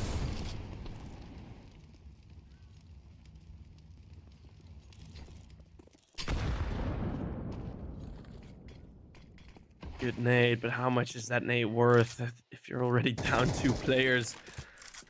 Smoke stops them, forces them to play it a bit slower. There's a single lurk of Zanto. He's on the flank.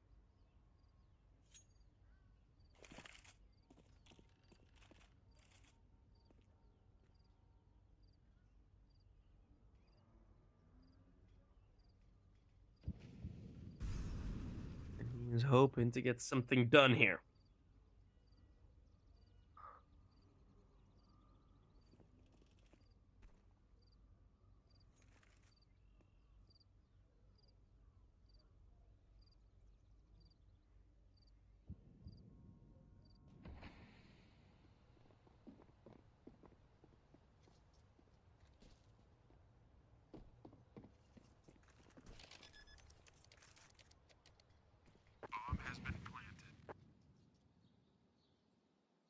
As the bomb goes down, Rotate has gone all the way over towards the A bomb site.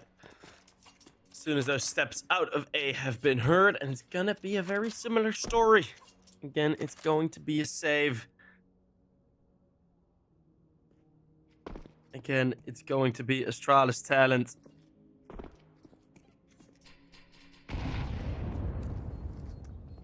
Not finding anything.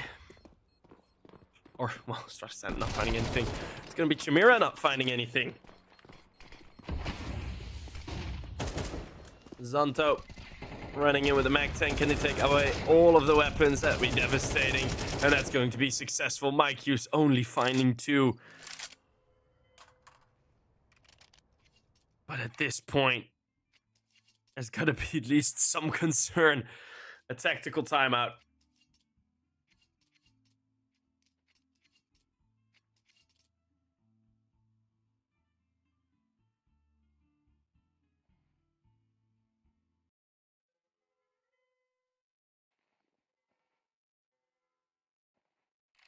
Three seasons ago, season 21, it was Aurora Youngbloods with Grix that managed to beat Kono ECF in the final of our tournament. And yeah, that was for season 21 of the second division.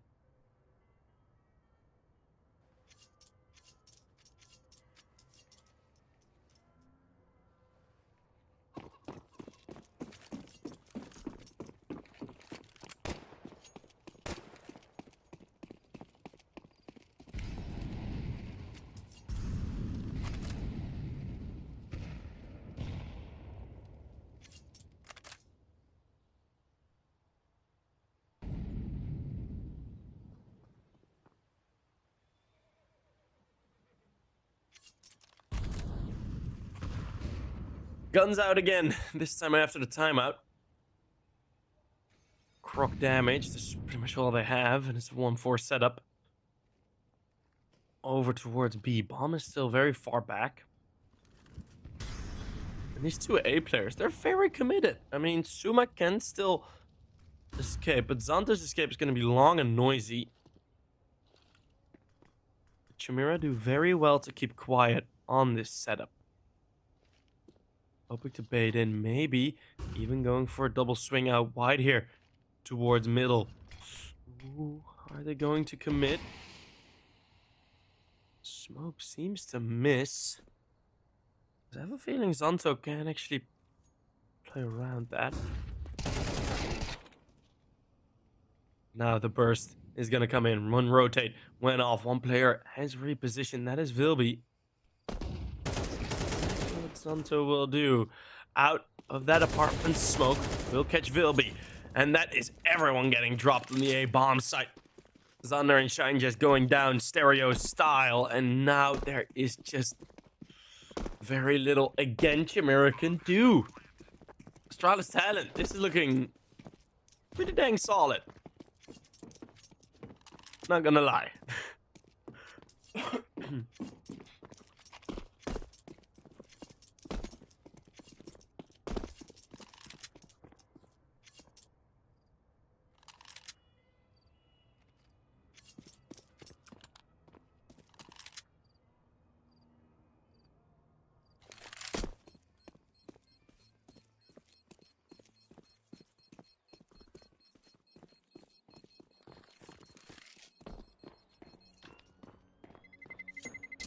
Terrorists win.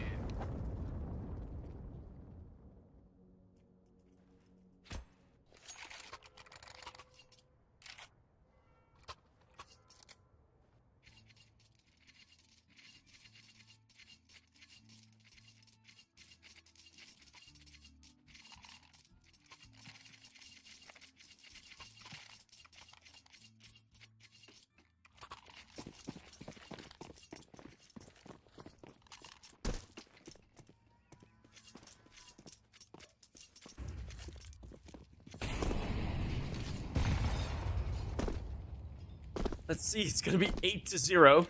Half already won. How much more can this be taken?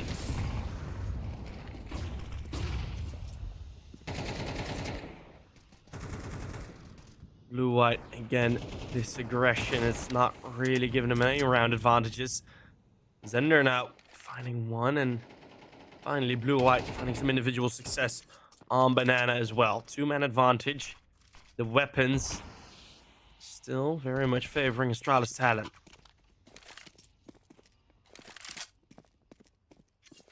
Blue-white upgrades.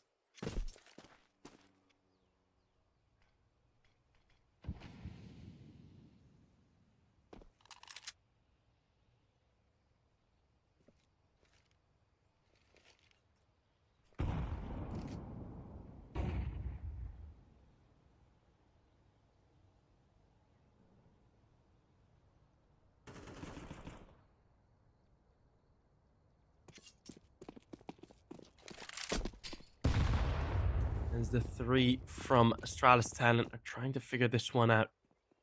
Suma slipped the gap. Still in library. He's taking some fights.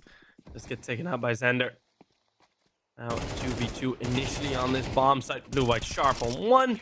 Can't hit the second, but through the smoke, Mikeus finds the confidence to move through. And Chimera finally finding some success.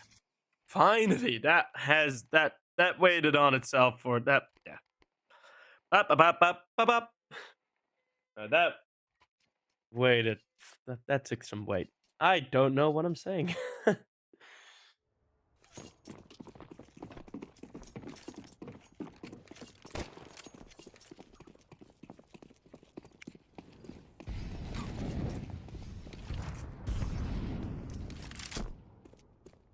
Can Chimera get some more? Astralis Talent, the money is pretty dang solid. So shouldn't have too many issues there.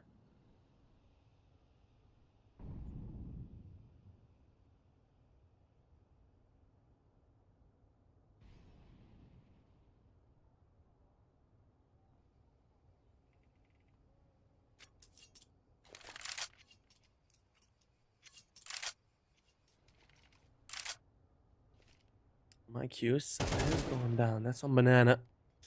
Another opening kill from Unsgi. And there's Santo with one as well. Still being challenged. They want the trade kill, but they just can't seem to get it. And that's been a problem for Chimera for quite some time here on Inferno, that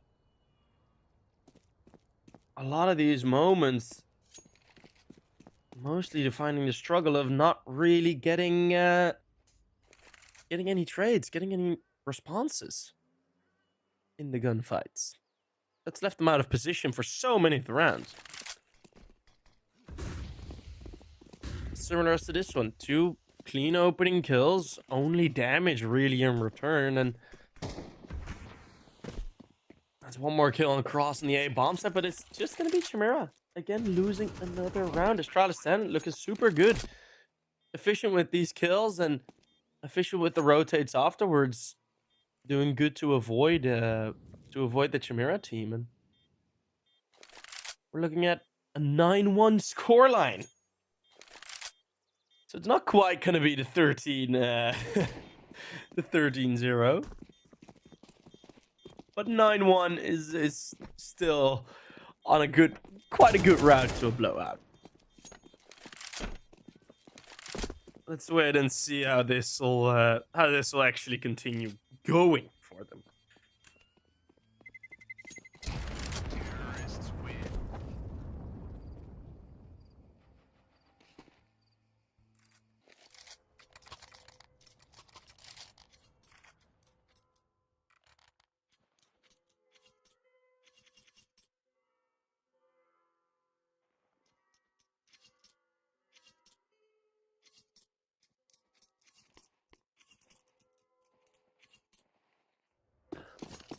Nine to 1. Still the weapons there for Chimera with the save, of course. But I'm just seeing like a really flat CT side. The thing is, they have tried things, and things haven't really been working out, right? They've gone for the B aggression once, or well, multiple times, but it only worked out once.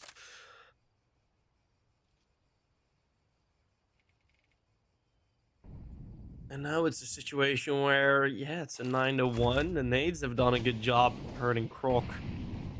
But this A bomb set again weak. Xander. Unsgi, there might be something to say for it here, but Shinjas mows down 2 versus 4 as the A bomb side finally holds for the first time.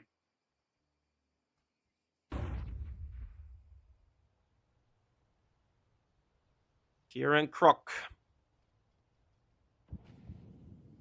They're the ones that can still fight.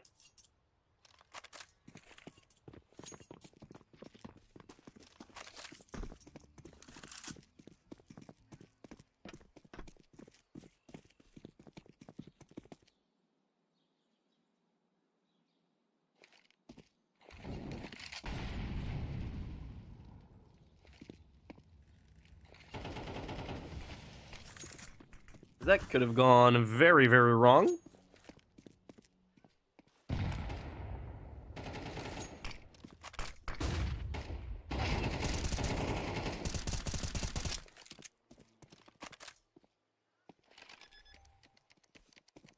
Here, now going for the plant. Will be stopped. And it's going to be the final round of the half. 9-2, Chimera. Finally finding some solutions, but it's mostly weaker T-side rounds that do bring the opportunities.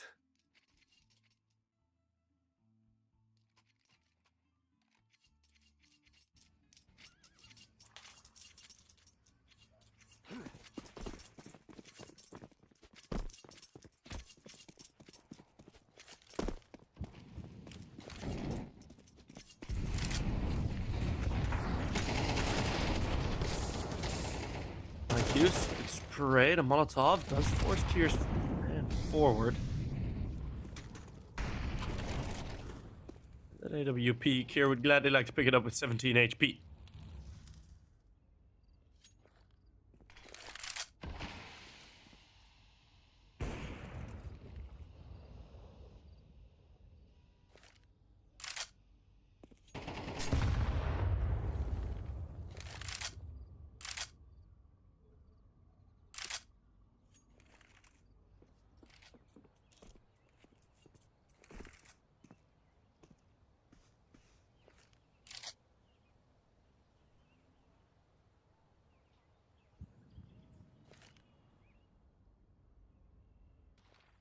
Four versus 4 as that banana fight calmed down.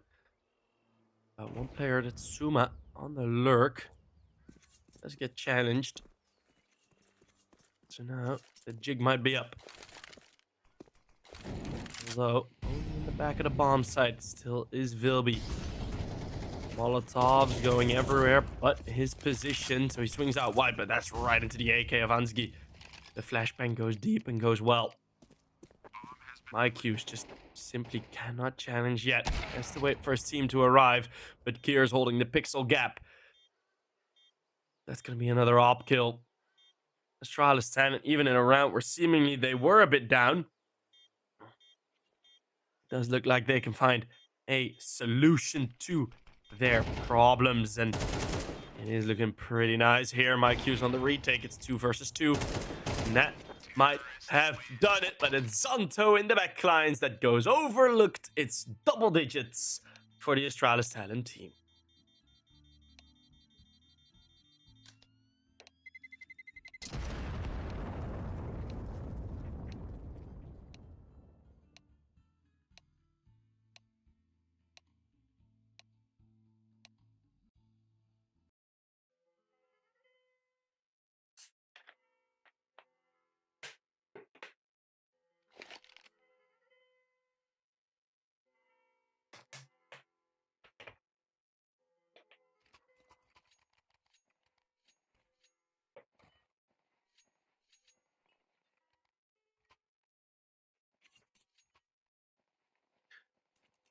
Chimera on the T side will having that control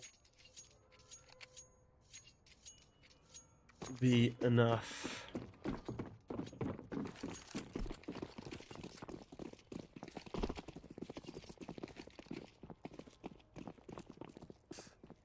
Will the T side bring a new rejuvenated energy to the Chimera team? Or will Astralis Talent just do what I still mentioned would be a must to win this best of 3, is win Inferno?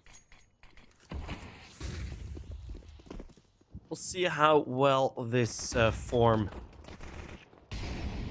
will hold on Mirage, especially Xander. Xander with a nice opening kill. That's Kier and Ansgi. Sharp shots from within the bomb site. The crossfire's powerful close range. Shanjez should be able to take one more, and with blue-white finding Croc. Being left in the clutch. Spotted out now. Swung wide, multiple targets. And it will be the best round victory for the Chimera team.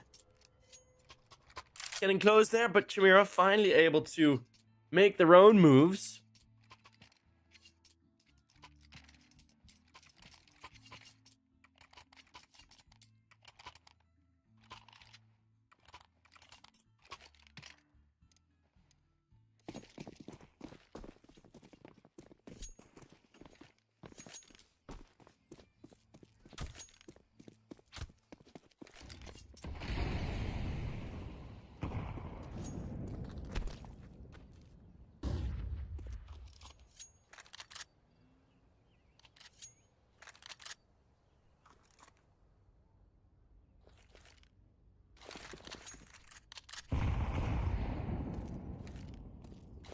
It's flying in. We do see the force buy from Astralis 10. Of course, they still have the 7-round gap.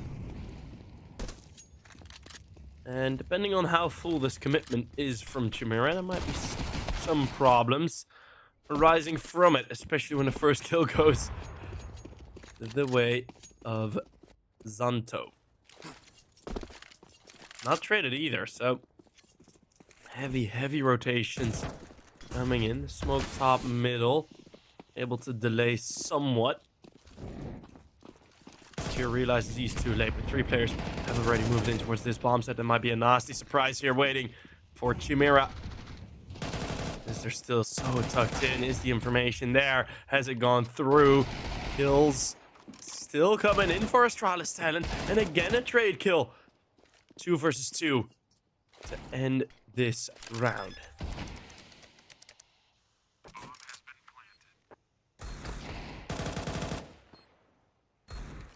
Eagle spam through smoke.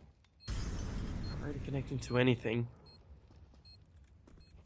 Shinejazz is still very tucked in. I think Chimera will be able to just barely outlast Astralis Talent here in round number 14. I think that should be it. Xander able to avoid getting killed, and it's the 4th on the board for Chimera. Full eco now coming in, and then we'll see another full buy.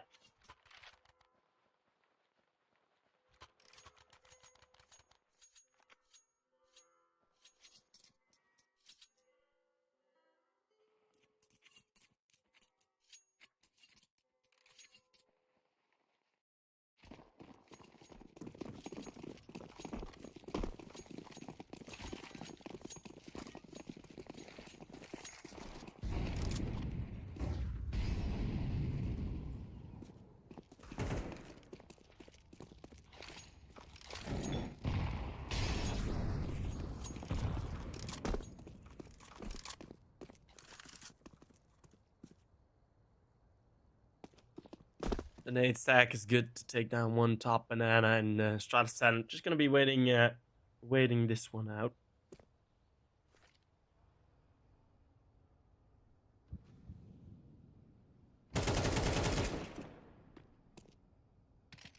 Shinejazz getting some confidence back, you know. After such a struggle of a first half, this at least does feel a bit better, I assume.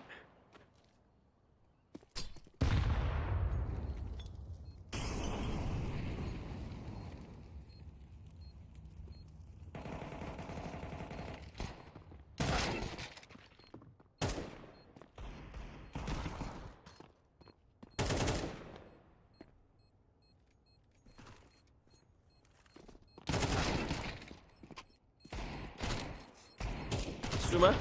Oof. If he saves the AK, that's a good result. Terrorists win. Saving the AK should well, and 4 kills even. So much financial damage.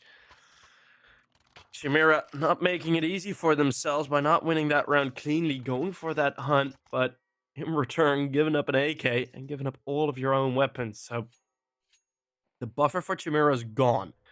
They needed to invest that into this round. Were Astralis Talent get 11 rounds on the board now, then, well, there's no money to play with for the rest of the game, I reckon.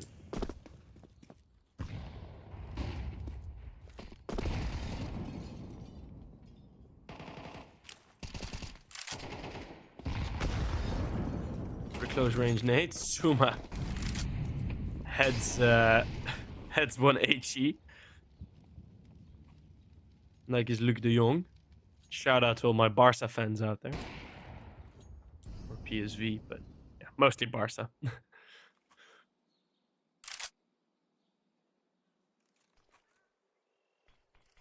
Chimera have been able to force Astralis Talent back, but it's not like it's completely out of the ordinary for both teams to run a plan like this. Let's get Shinejazz trading, and that's long, fully open. And look at what that does with the defense. Instantly, Kier and Suma have to cover 4 or 4 behind, and you see Croc being uncomfortable within the bomb site. Steps being heard. Shine Jazz does get through. It's a 1v2. Astralis Talent seemingly have done enough. Xander has a 1v1 for a bit here, but that's surely going to whittle away as Zanto's on his rotate. He's crossing on Banana. Timing needs to be impeccable here, otherwise this is just 2 free 1v1s. Well, it is a free 1v1, but it's for Kier. As they find the defuse, find the kill, and that is indeed going to be 11. At least the bomb plant, so that might just be enough to go for a bit of a force buy for the Chimera team, but I have a feeling this is indeed going to be the conclusion that we have been waiting for. That Astralis Talent is going to win Inferno after a 10-2 half. You can't really expect much else. Unless you're Mouse playing versus Navi.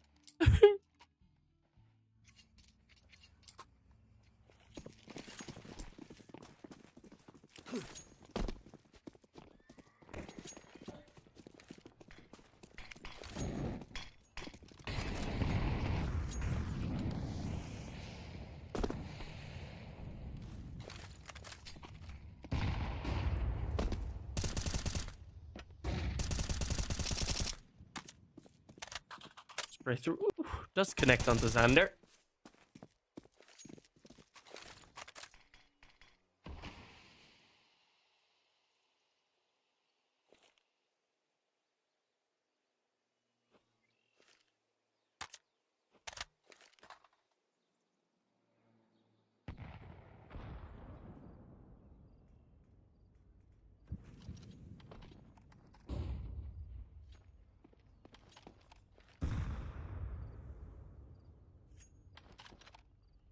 Slow down a lot, looking to empty some util from the belts of Astralis Talent, but I don't think it's going to be worth that much.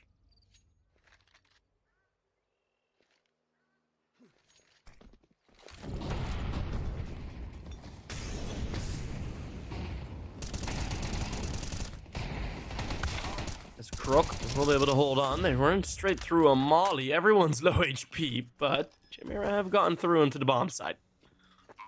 It's still going to need to take a bit of a miracle.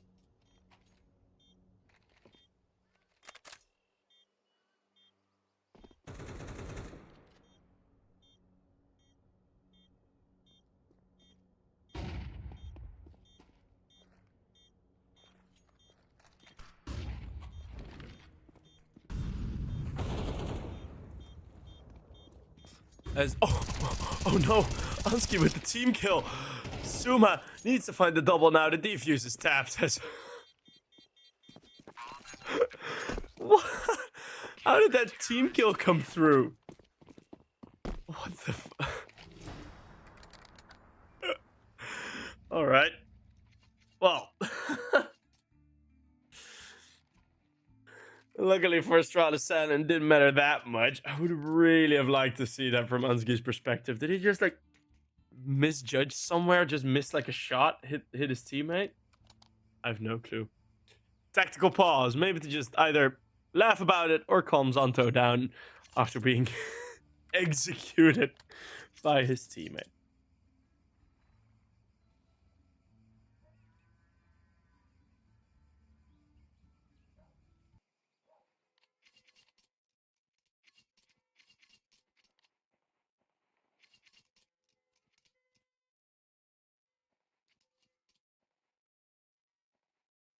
The timeout's up 12-5. The buffer is there, and tension has kind of whittled away.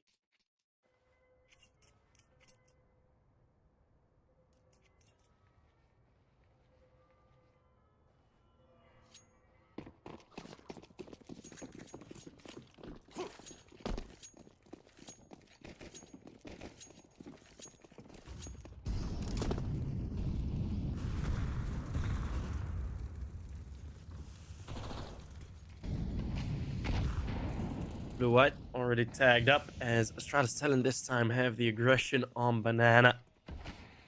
They're not choosing to hang around. Well, they're going to leave Ansky with the AWP. Oh, the rotate's going to be on time because Chimera, look at have some good pace behind this attack. On the bomb side, there needs to be at least a bit of a hold here for Zanto. That flashbang's beautiful. But the kills have come through. Now the rotates are coming in, but still, Chimera are looking to last. So it's 2v3. Astralis talent call the save. And we are going to see a 6th round get on the board. So it's mostly just saving themselves the embarrassment. More than I reckon would be the case.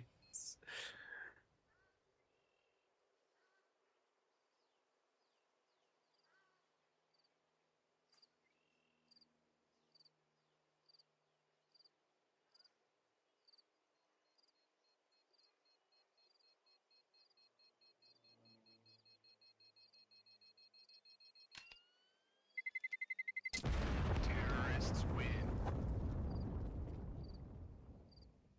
Next map is going to be Mirage, one of the worst maps from Astralis talent in the recent times. Although I say it's one of their worst, they have gotten a lot of very, very, very close games on it. So it's not at all set in stone, but it's still they've lost most of them, but all in like 13-11 or overtimes or that type of stuff. And I think in the group stage, let's have a look if they played it in the group stage, because that of course is not on HLTV. They managed to lose to Copenhagen Wolves 2-1. Copenhagen Wolves, who actually are in the Challenger League season. I'm so baffled. I'm wondering if they can fix all their stuff soon enough. Kerr with a double kill. 2-man and through. 2-man turns back into 1-man advantage. 1 versus 3 now. This went very quick as the mid take just kind of dies.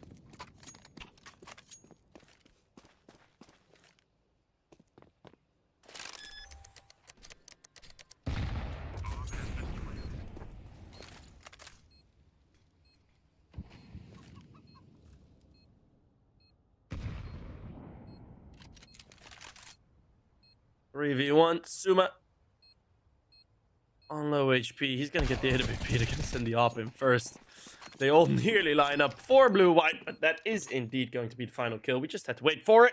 It's going to be Astralis talent taking Inferno, and that is with quite a significant margin that they take Inferno. That looked very, very strong from them. Not gonna lie, that was a very good look. Chimera not really turning up. Xander actually did play quite well on that AWP, but not really able to influence the game that much. And let's hope for them it's going to be different on Mirage. The stats do say that they will have a bit of a better chance. Let's hope they turn up and give us an exciting game. We'll be back in around 10 minutes. See you guys there.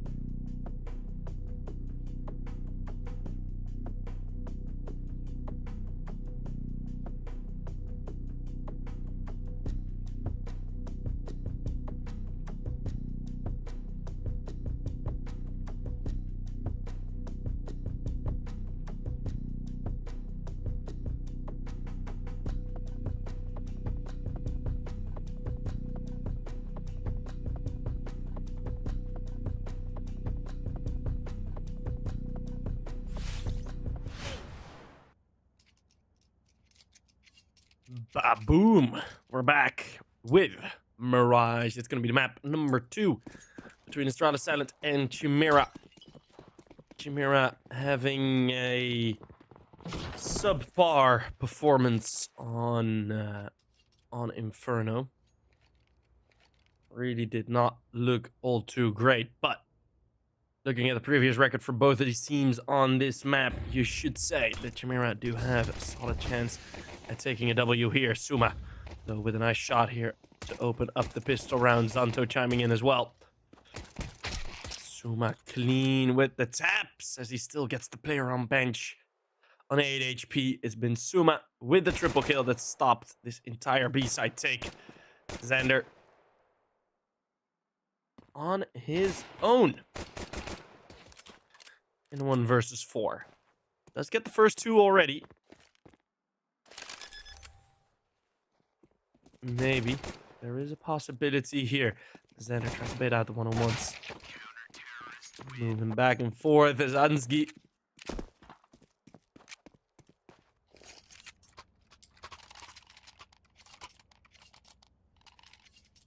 is the final one and does get that kill. Astralis Talent take another pistol.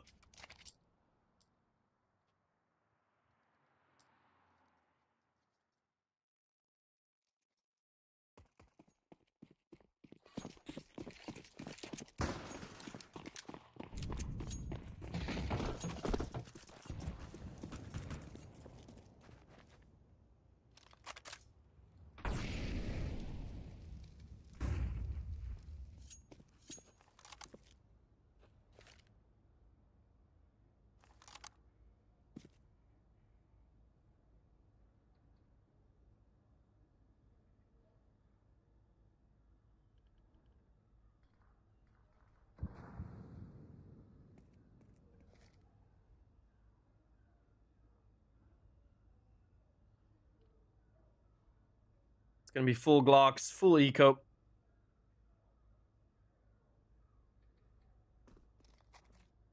For the Chimera team as we're all going to pop out middle. Find 0 engagements as they're hoping to overwhelm someone. Ansgi, how will he do in Con? It's going to be Croc to find most, if not all, of the players. Not the ace from Croc, but it is going to be Astralis Talent with the 2-0.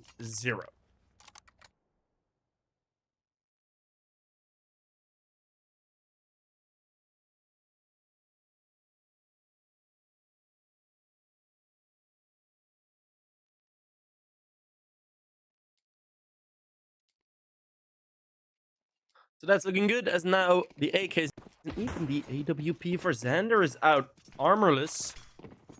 But he's hoping to find something with that big sniper of his.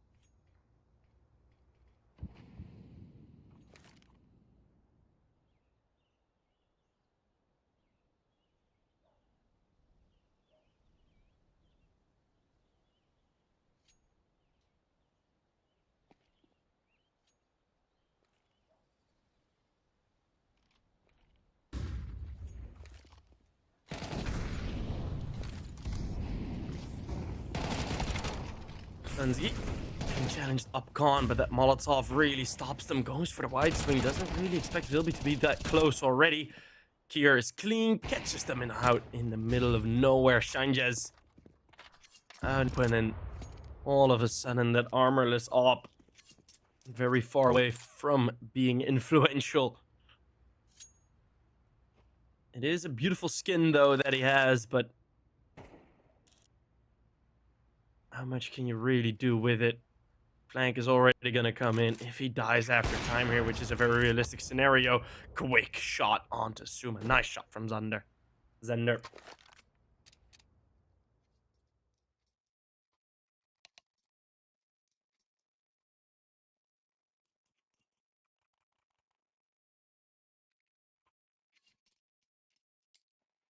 Apparently, this is his first team.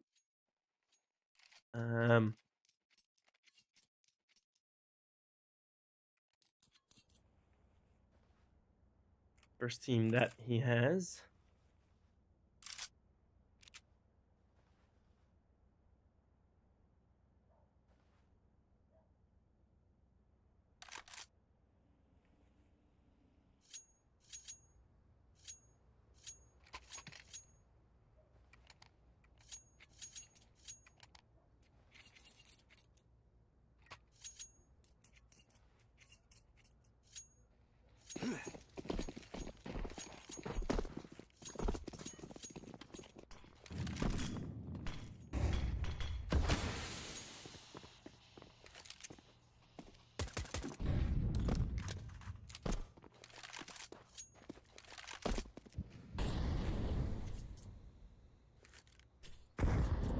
Zender has been able to save that AWP.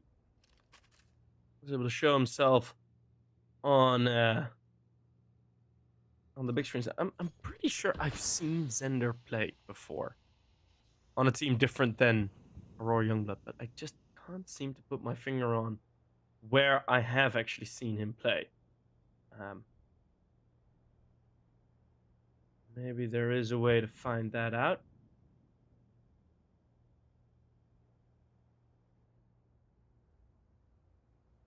I'm struggling to. So, for now, he'll be this mystery player. Blue-white, nice opener.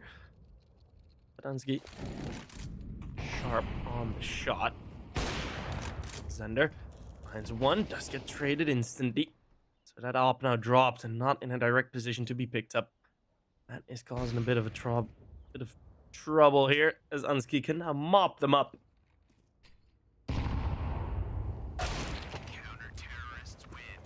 And that's another beautiful shot, blowing open the smoke.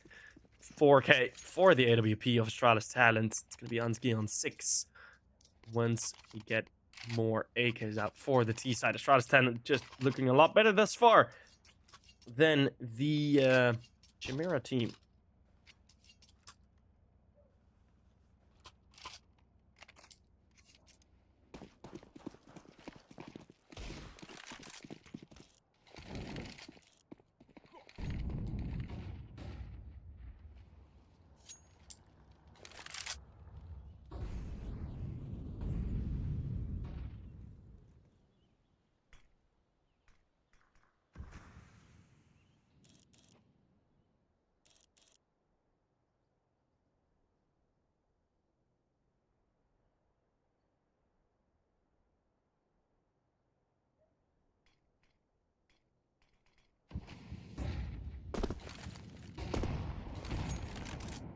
He's thrown in deep, hoping to prevent this A-side take as Ansky gets dropped instantly. Kier drops down. I don't know if that was intentional or not. It's going to cost him his life as the burst into the A-bomb site with everyone going down. On Astralis Talent's side, it's going to be a very swift take. The A-bomb side could have gone very different had Ansky hit one shot and Kier dropped one more player. Small margins on that side take. But Astralis Talent not hitting their shots for round number 5 is going to give Chimera their first on the T side. They're already more into this game than they were on Inferno.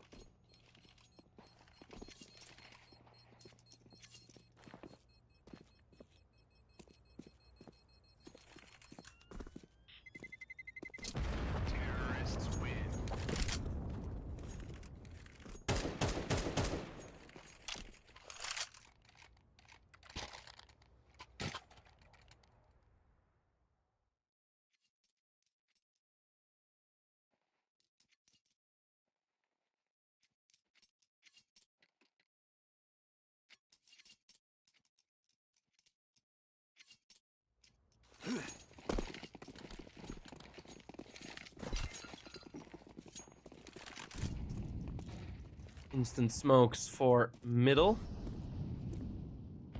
Not really going that fast on the earlier control. It is now blue-white moving up forward, as he is very much the space taker of this team.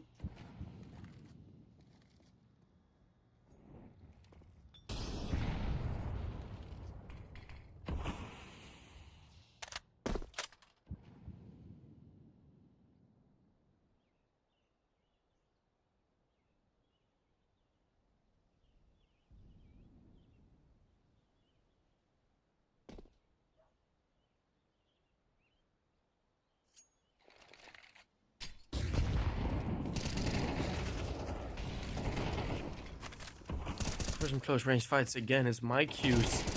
Taking down blue-white here. Has to move out wide, is under a ton of pressure, but handles it well.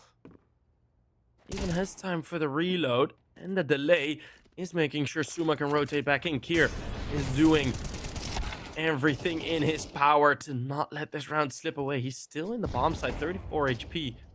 The bomb dropped right in front of him. Zanto coming in to help, and Kier eyeing out his third and final kill of this round. Will that come through onto Zender, who's checking everything here with the off angle, who's done a massive job here in the bomb site. And some beautiful shots from him are enough to give Astralis Talent another round win.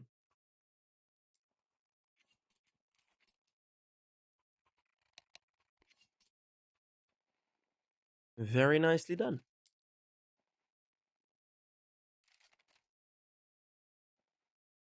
Astralis Talent calling a timeout. Maybe not too much of a fan how much individual power they need.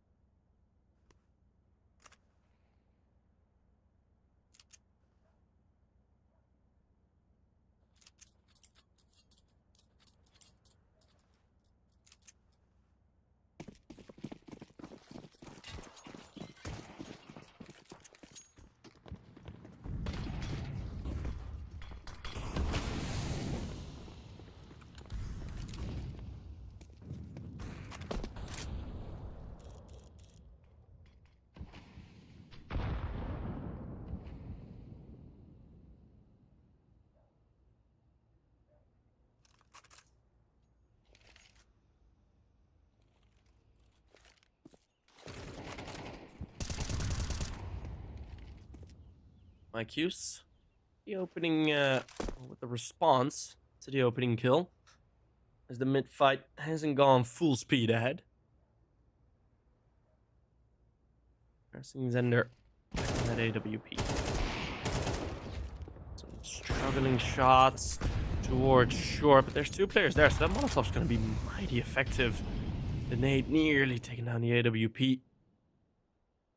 All hands on deck for the Astralis Talent team as they're struggling to deal with this middle play. Like Chimera are going to win another round. Astralis Talent going for another save. Zanto holding it down together with Suma.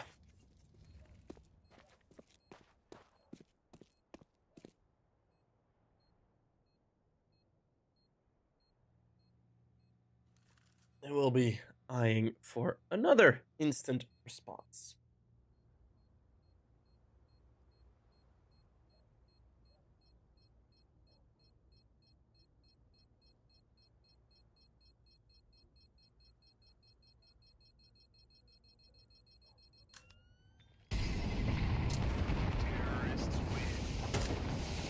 Mike Hughes does find Suma and Zanto's under a ton of pressure as well. So Chimera putting themselves in a good spot for winning back-to-back rounds.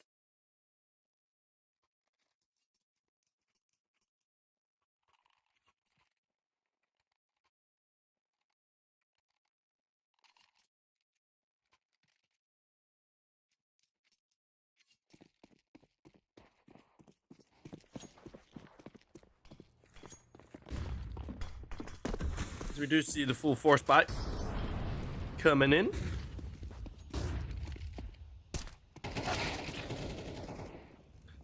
Gonna be Vilby instantly with the opening kill against the single M4 that was out for the CTs. Croc is being prepped for by the spray through the smoke.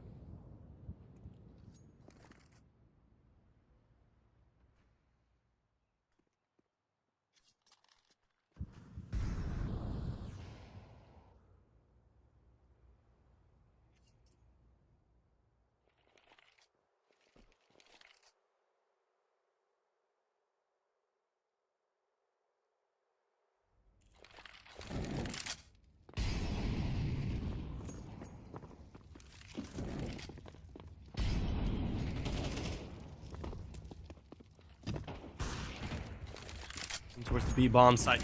Not really any resistance offered from Croc, who with the single FAMAS also doesn't really have the opportunity to.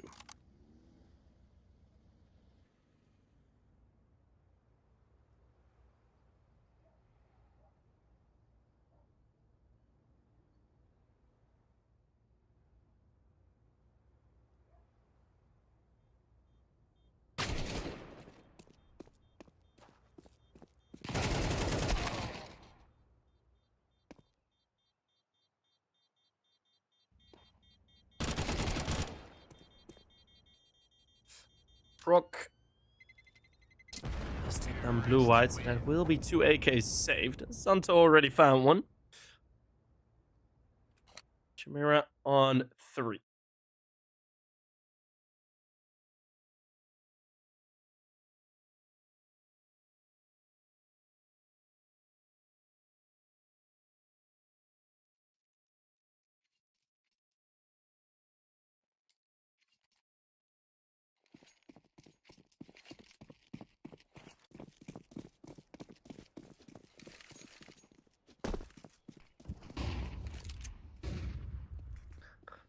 Nice flashbang for the connector play, actually.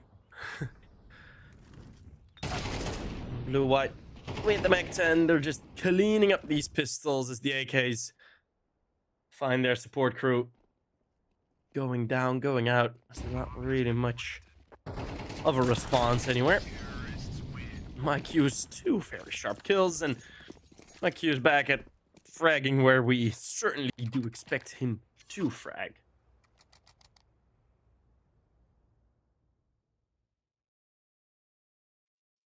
Astralis Talent calling another timeout. One of their weaker maps, this is.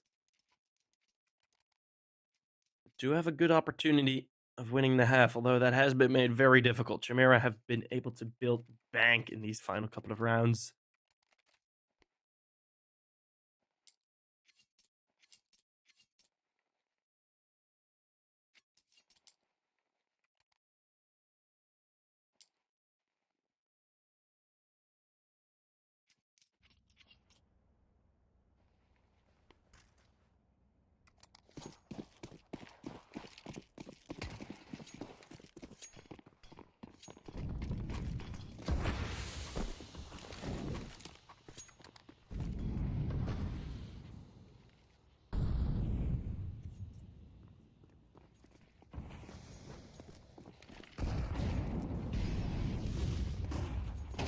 Suma again, trying to dodge some flashbangs, but just as an awkward timing on, and Santo now under a very good amount of pressure, nearly gets a triple spray as MyQ's ran into his bullets. Ansgi is able to clean up with 2 swiftly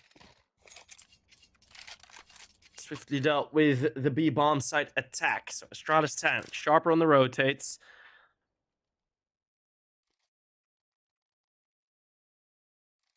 Have actually managed to get through.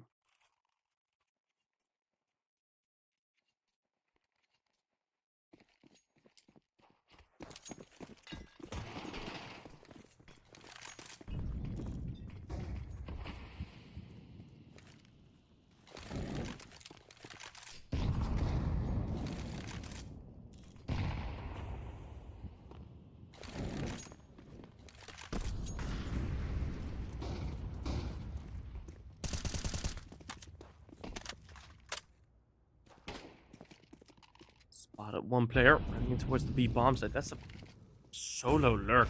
Still, they want to deal with him. Ansky, in the meantime, let's take down middle and... Oh, no, wait. That is Vilby on the bomb site. And Ansky got lots of chaos here. Don't really have any clue where we're at right now, but in connector, it's only 2 players left alive for Chimera, and that nade will do enough. So Astralis talents do get a 7th, maybe even an 8th, as they have managed to break the economy. And that timeout, don't know what they talked about, but that certainly looked nice.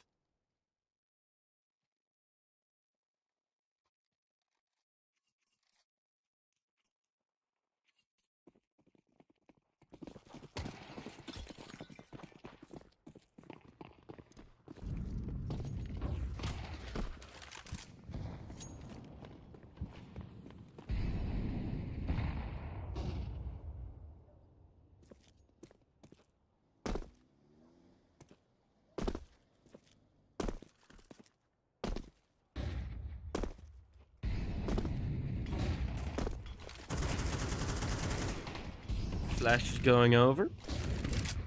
Ansky with another opening pick. Ansky continues to hold down jungle like a lion. And here, over the top. It's an easy trade. 8-4. Astralis talent really getting their shit together for those final 3 rounds. And it looked a lot more dominant, a lot more beautiful there on the CT side. It looked how it should look on the CT side of Mirage.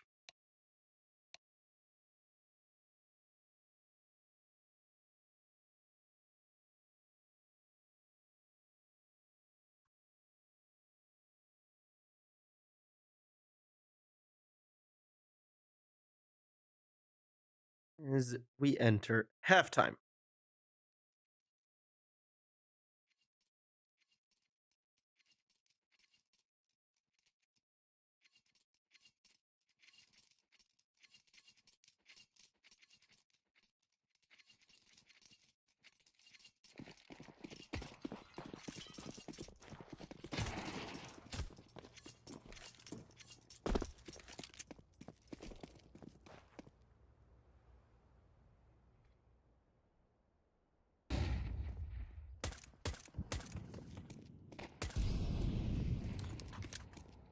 Some opening pop shots taken by MyQs, but into the A bomb site afforded to Astralis talent. We get to take jungle control. There's no CTs waiting here, except for in ladder. That might be a late engagement that could go well. Bursting out of CT. This is looking good from the CT side. Ansky holds on. Smoke on the bomb and 2 players completely stuck in jungle. No way out. Zanto does get 2, but the bomb is being stuck. And Chimera winning another pistol.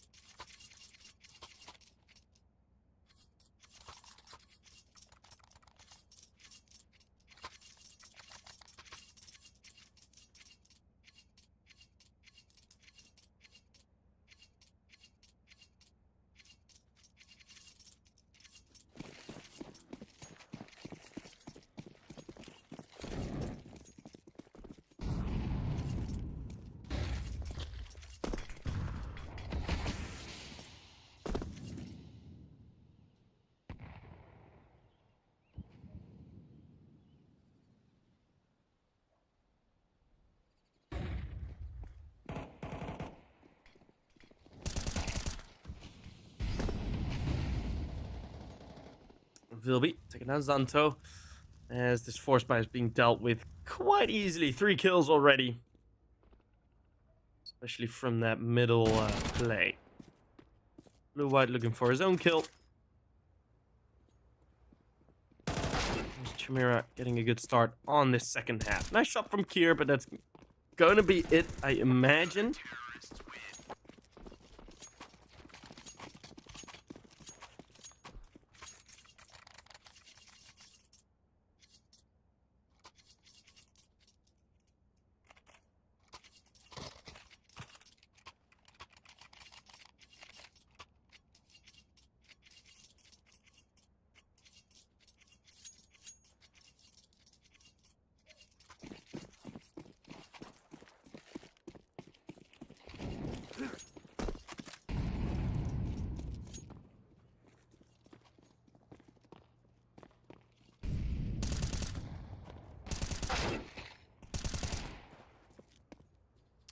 Croc with a nice deagle shot. They've just invested into pistols. Maybe there's something to find here. Looking for a spot in that semi-final. Or, well, semi-final. Upper bracket final.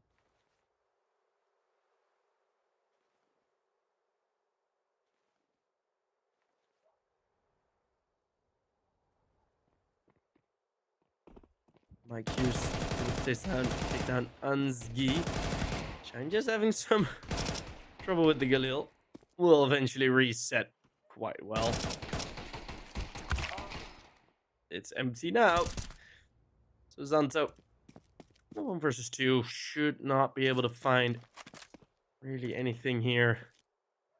Gonna go for a bit of an adventure to pick up the M4. Without armor, a quick headshot is all that is necessary.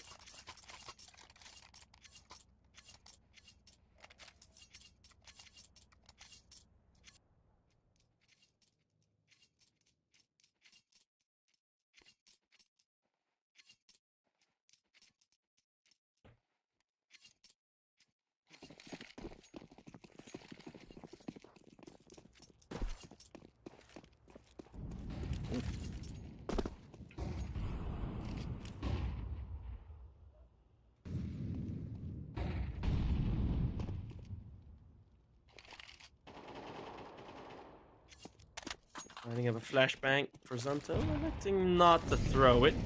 There's gonna be a fight on short. Be won by Vilby. Opening kill there for Chimera. The opening 2 kills. Blue-white most on 2 with the off angle on the bomb site. Get right used to love that positioning. Years later, it's still being used to great effect.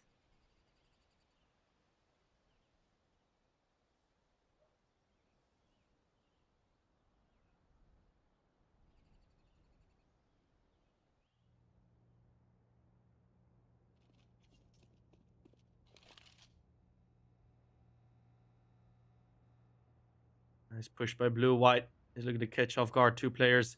Spots the leg and has all the info.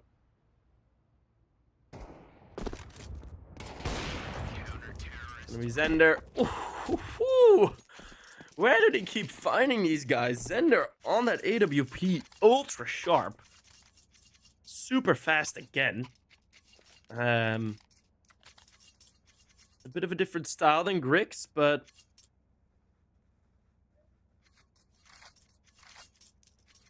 similar in the amount of output. 15 kills.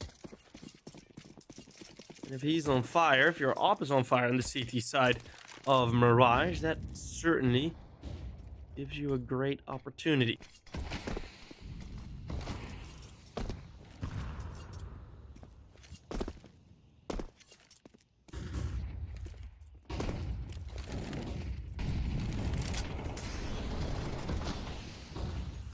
Mycuse, another kill into Suma. As blue-white, that is beautiful. Over the top, the shot onto Croc. And these lighter buys are going to end up being that effective. Around 17. 9-8, Chimera in the lead on their map pick.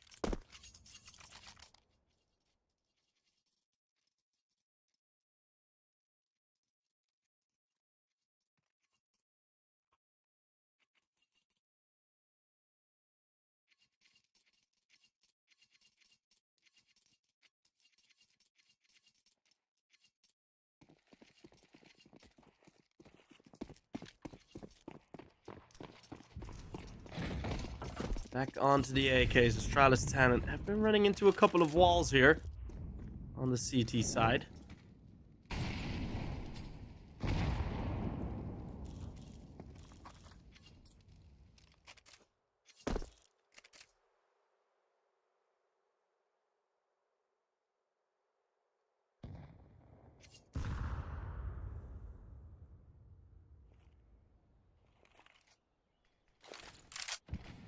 Slower play. They don't want to lose any early advantage.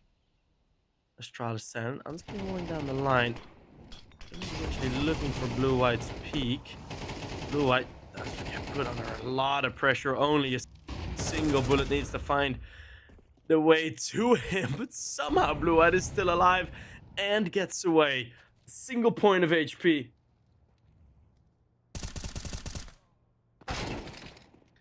Vilby.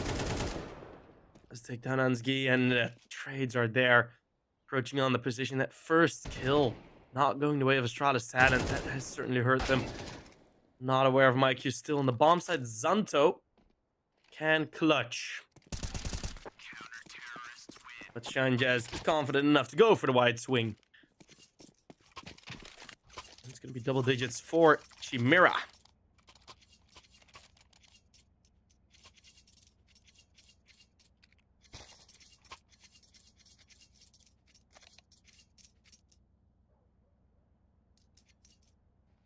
Timeout for Astralis talent. Last time they called a timeout, it went pretty great afterwards. They're going to need a very similar result now.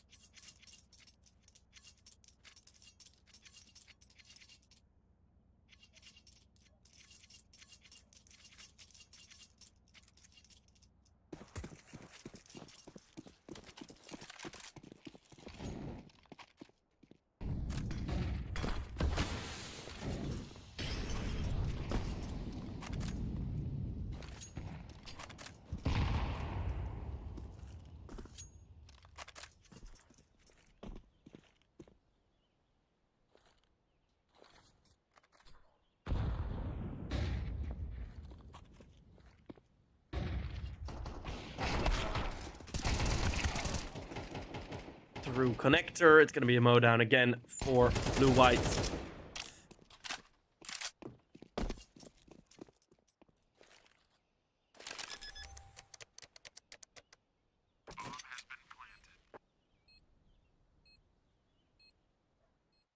And Stratus they do get the bomb down, actually. 2 versus 2. Zanto with the AK. Ansgi with the P250.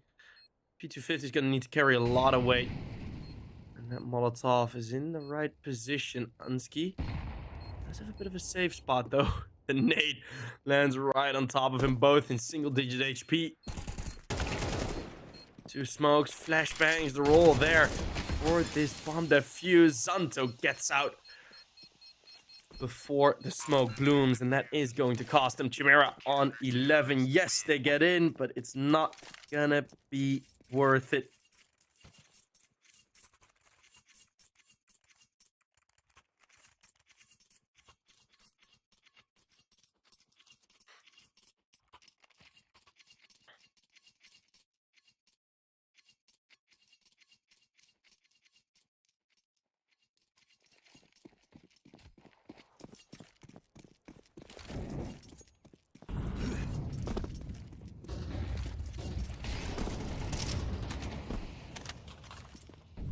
Blue White looking for the spray. Astralis Talent with 2 players taken middle, going for that A split. Finally, Kier finding some success. But Blue White and MyQ still here at the top of connector.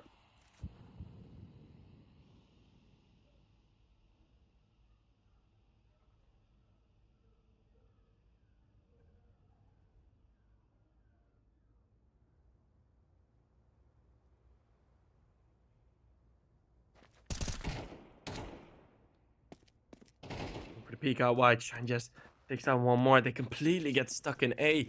Super slow towards the A bomb site. They just wait until middle has gone down. Astralis Talent not fast enough on it.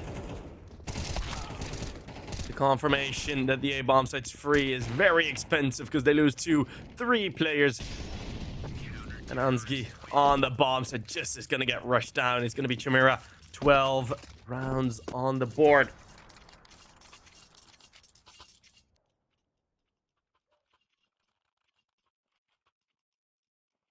Astralis Talent haven't won a single T site round.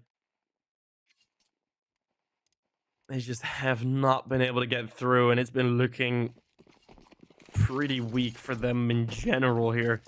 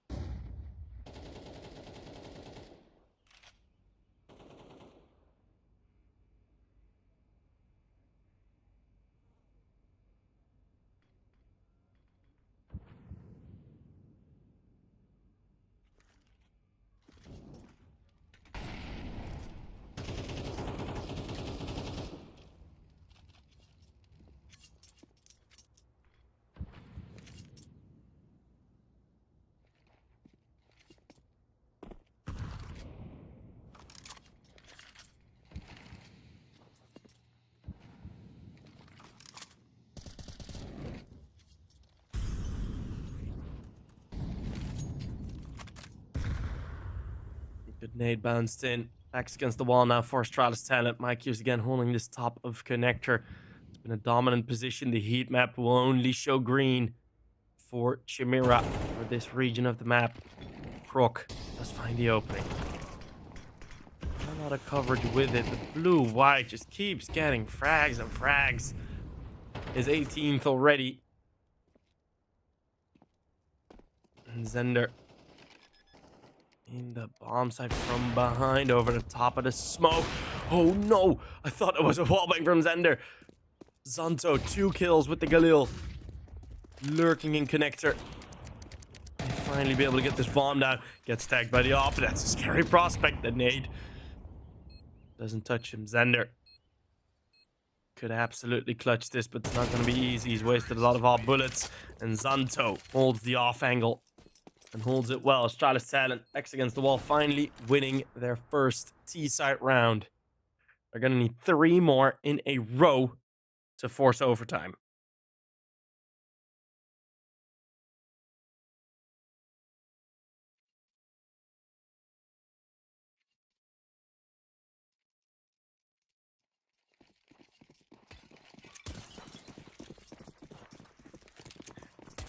And is that really going to be possible?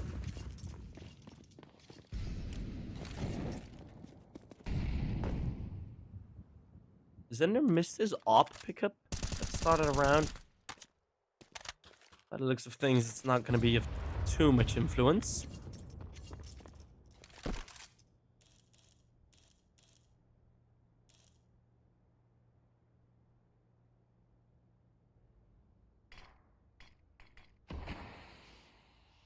Astralis Talent again going for this kind of default setup. It hasn't really been working well in the past T-site rounds.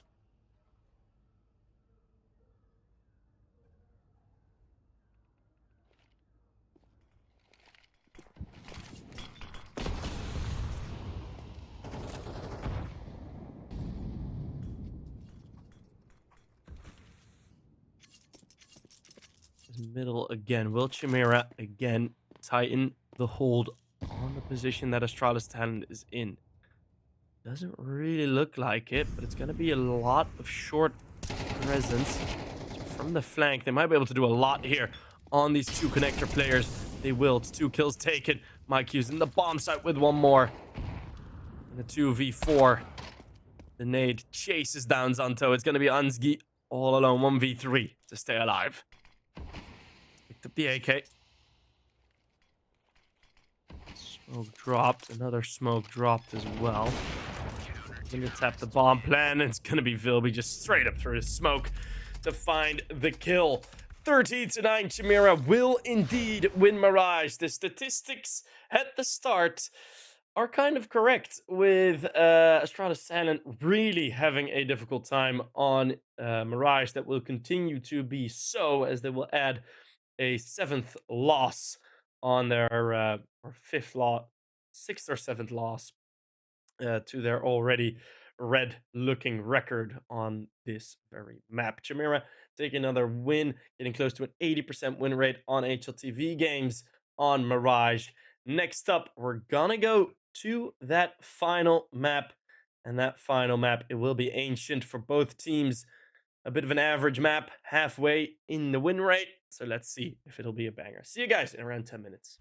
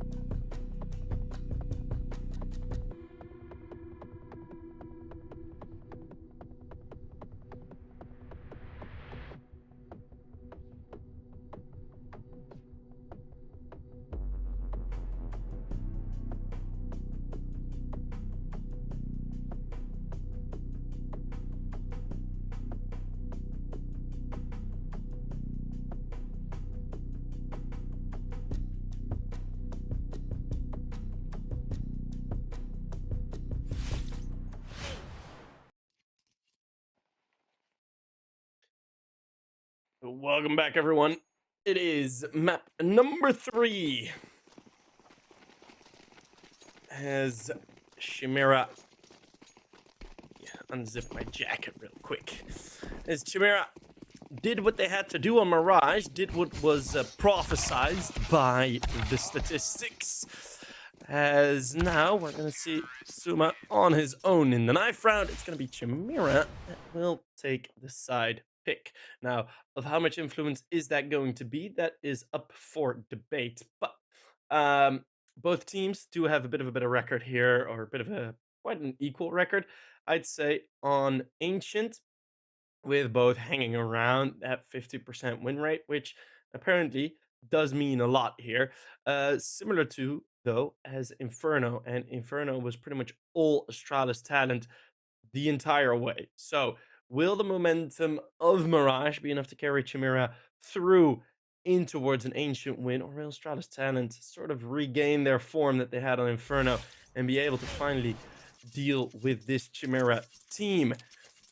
Second upper bracket second upper bracket final lurking in the distance for Chimera, whilst Astralis talent, they have made some deep runs in our tournament in the Division 1 season, all the way back season 7, managed to get to the final of the main division, but the power level has risen significantly, Philby, with a 3k in middle, but the rest of the Astralis talent team is able to compromise.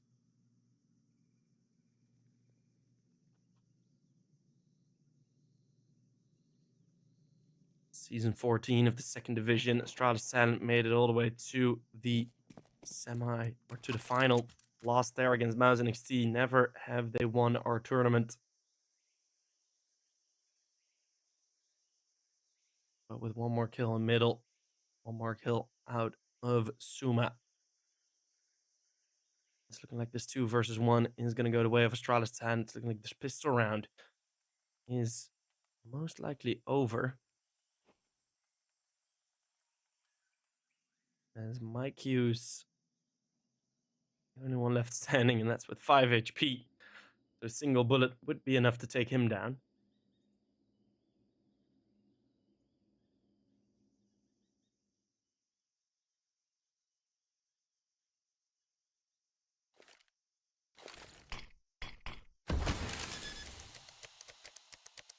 He doesn't fully trust it. He does drop the smoke for the bomb plant. It's going to be Mike Hughes now. Needs to hit these headshots, but spotted without taking a kill. That makes it infinitely more difficult. Just waiting on the crossfire. Peak is there. And it's the full house for Ansgi and Suma as they respond to the middle aggression in twofold. Astralis stand up winning the pistol.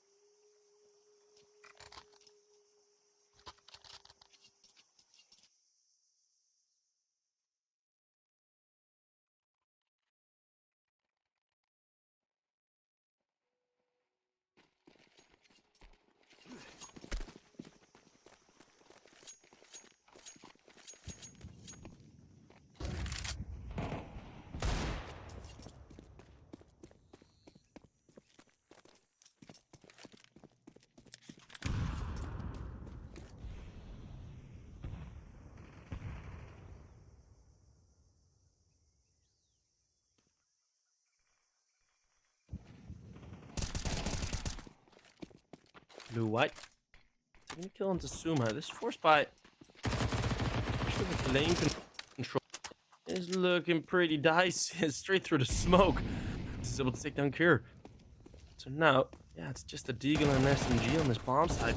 But man advantage should be able to do something. The rush through Donut is there. They need to stop the bomb plant. And Chimera pushing B lane is going to be enough to win the force by 4 this CTs. So a very quick response.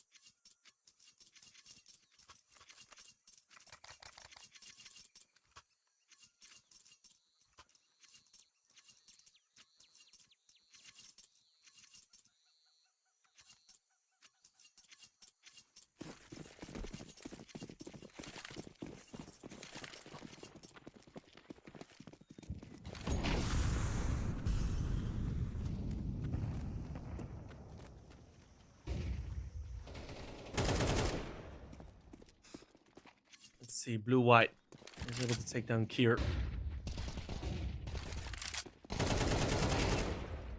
And looking good on the CT side hold against this force buy. Xander. He's here to help and protect his low HP teammate. And Ansky will only find the one. So Chimera are able to convert 3-1. Scoreline incoming. And taking the lead this early, taking the momentum this early on the CT side is going to be some good work for Chimera.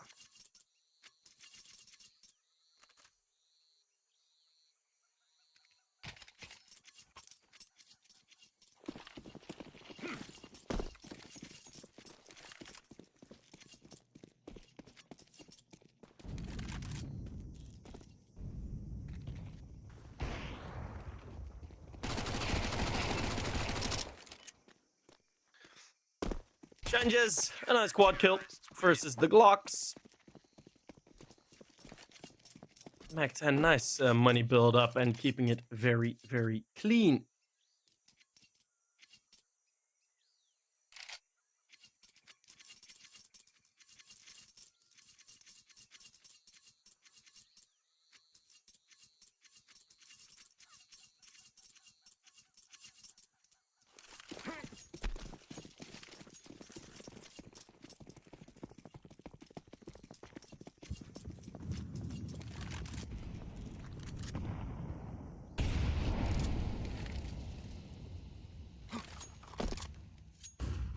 Full guns out now. Flashbang for middle. The control is there.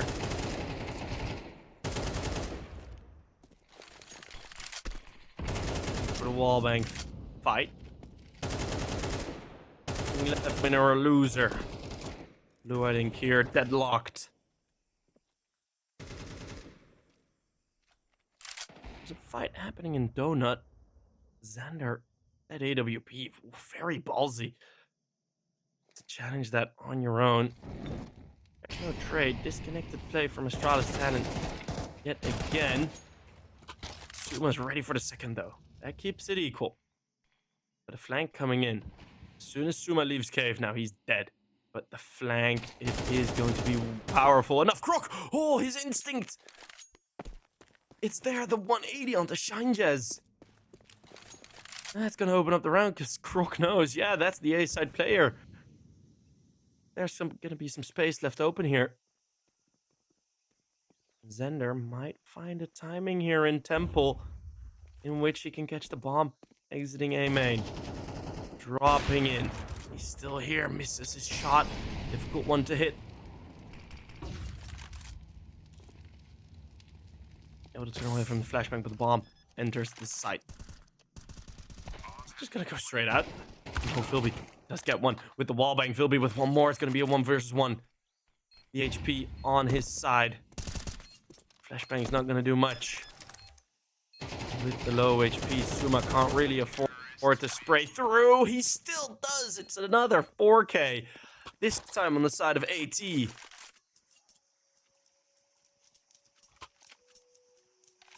And that is going to be enough.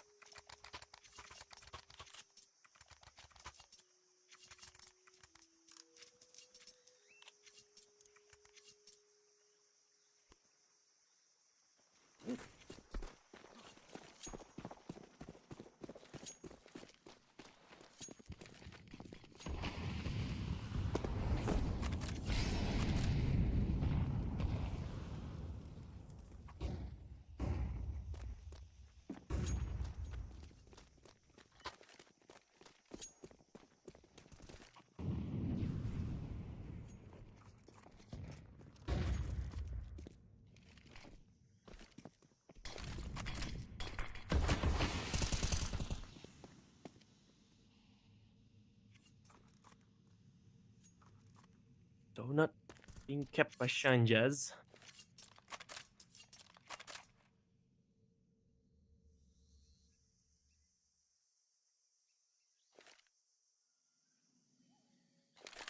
Some early presence over towards A. Very little information for Chimera Although Mycuse has more than enough control over this area of the map.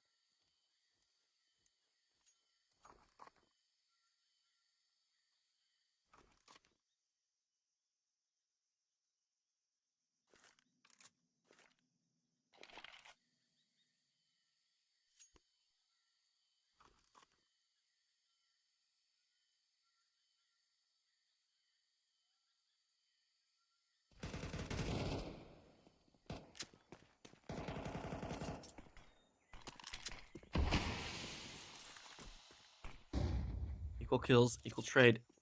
Towards Donut. A flashbang close range. Blue-white has an opportunity to go through. Will go through. Thunder. Ooh, misses his shot with Blue-white with a double. And that prevents the bomb plan. Is there enough time for Zanto? No, there's not. A shine just peeks out wide. Astralis talent, leaving it too late. And it's going to be Chimera catching a fourth.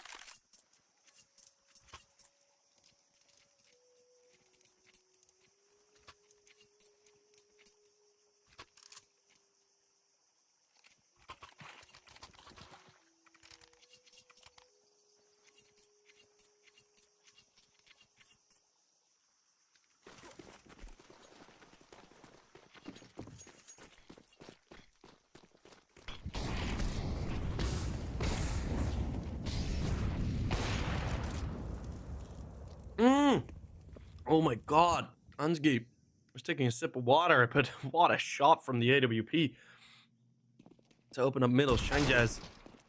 Can he get away with more than... Oh, no, he cannot. Expecting the flank to be a bit quicker. Unable to happen. And dropped a bit too deep in towards that scenery. It's 2 opening kills already. Ansgi being very aggressive with that op. He's going to reap the rewards. But 2 players still here within the A bombs at a fourth very, very close by.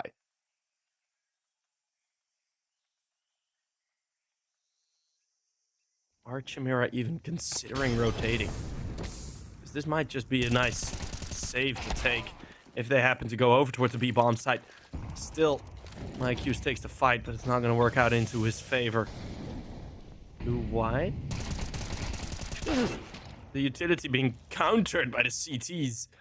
But Xander in 1 versus 3 isn't able to do much. The Astralis talent have kept it very clean in this round. Were able to throw bodies in towards Blue-white to take him out. And that is going to be the round set and done. Op saved. Double op. No, they're not going to go for the double op.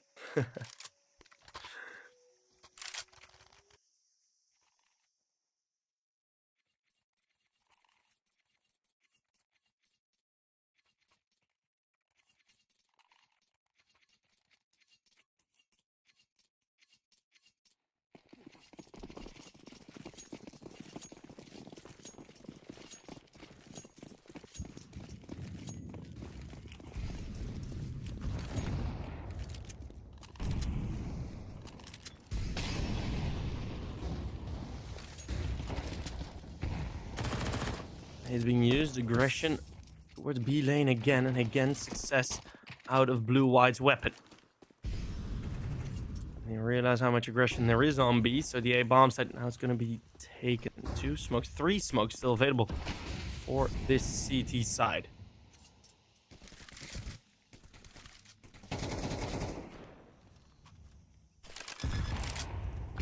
Looks like they're going to engage on bomb plan, but Ansgi and Zanto, they're sharp enough. Ooh, Croc gives himself up within the bomb site, and those are some more frags coming through. The wide swing from a safe position completely gives himself up. Asuma on 20 HP, you can't really ask much of him to clutch here. How do you expect him to clutch here?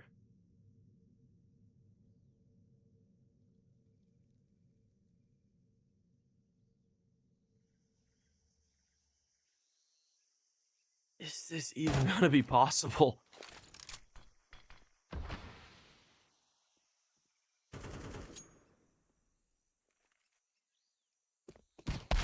Suma has gotten the bomb, but will be spotted as he tries to escape towards the A bomb site. Chimera will win a 5th. As they're keeping the lead in this game.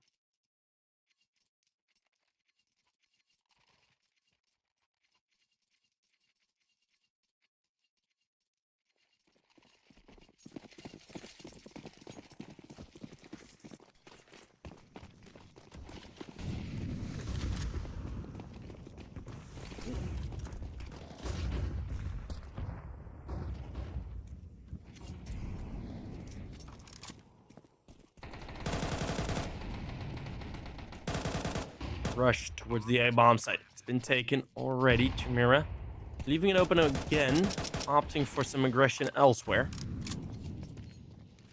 See if this retake will come through. In normal circumstances, it should.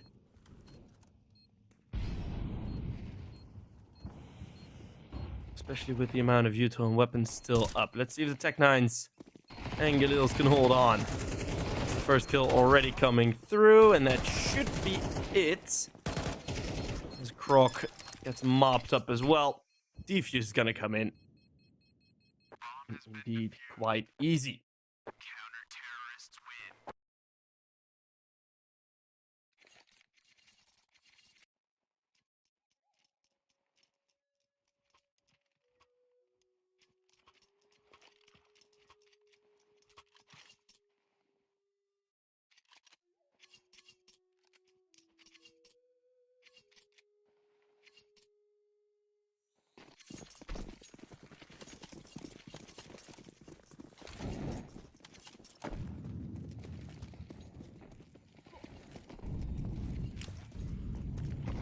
Another round just with pistols, this time marked into a full eco, not necessarily any real weapons with it.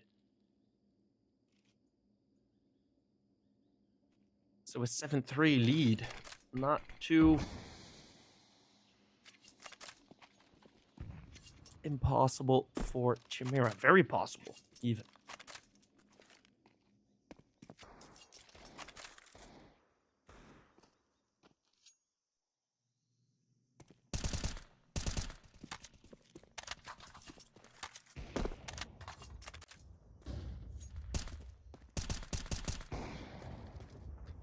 Nice long-range shots out of the M4 and the AWP.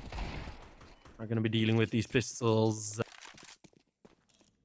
pretty easily.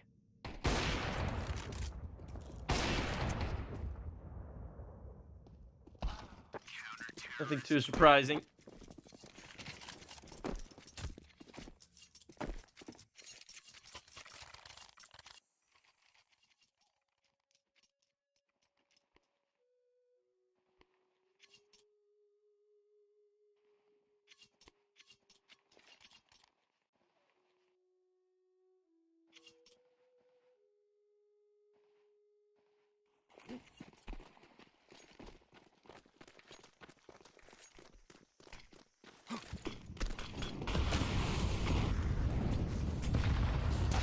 Aggression from Chimera once more. Croc.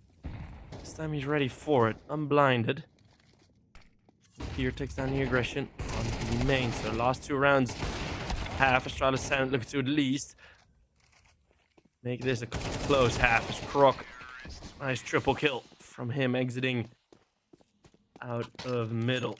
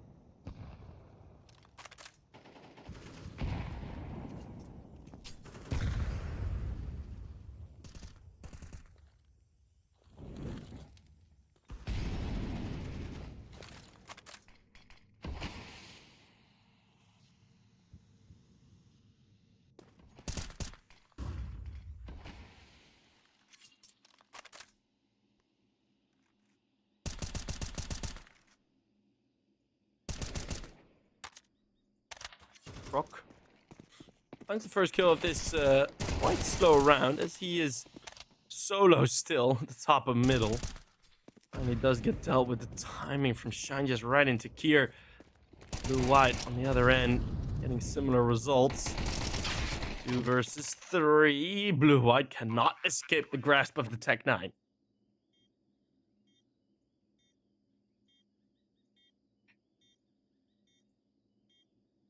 Two v 2. Hansky low HP, but he's on that AWP. That Zender might fall victim to. Well, that's not really going to be happening anymore. Zanto just a bit too slow on the reaction on the Shine Jazz. It's going to be Chimera winning the eighth round of the first half. 8-4. It's a 4-round lead. And Kier, 1 kill, 300 damage. Ansgi, 11 kills, 700 damage. So they're next to each other on the scoreboard, but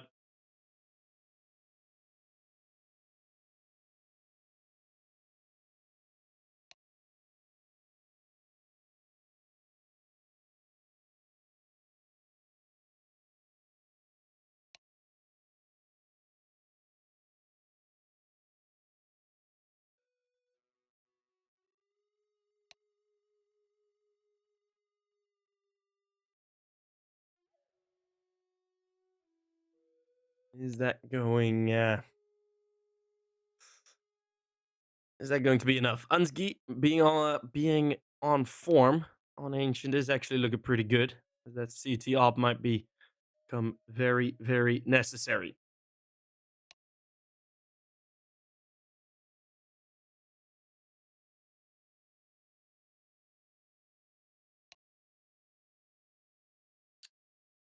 As we do have a slight technical pause. It's gonna be around a 2-minute halftime.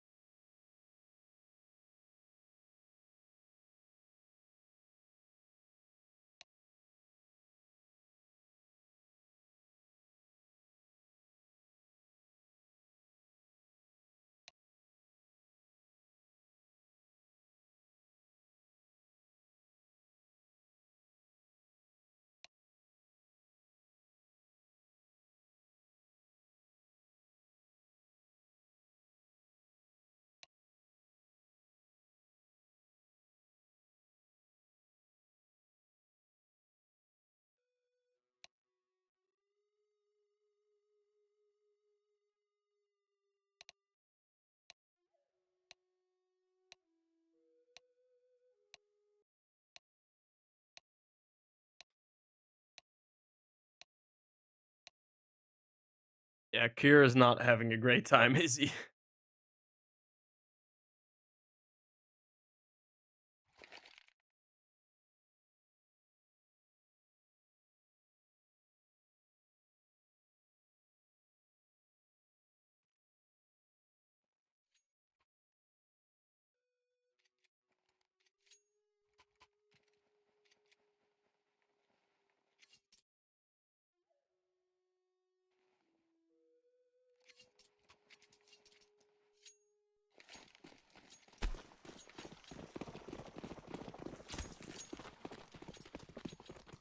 Righto, so the halftime is up. And let's see if Astralis talent can do something here. 2 players fighting in cave. It's only going to be the single kill. Trades are there. Chimera keeping on it with those trade kills. Kier finding his 2nd kill of the game. It's going to remain at that. Zanto tossed to clutch. This is going to go straight through the smoke. It messes up the other smoke. Zanto! Whoo! That's 2. And that is the 1v2. Astralis talent do what they need to do, and that's win this round and prevent a bomb plant.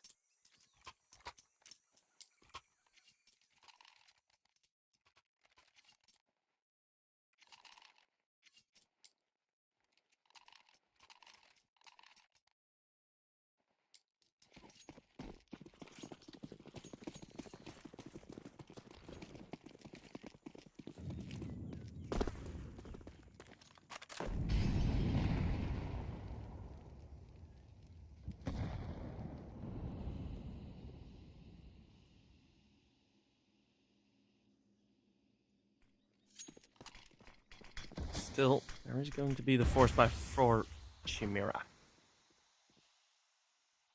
Here doesn't have the smoke being that annoying as he's on that edge. Still has vision. Still is ready for the peeks out. Why the SMG does enough in the bomb site.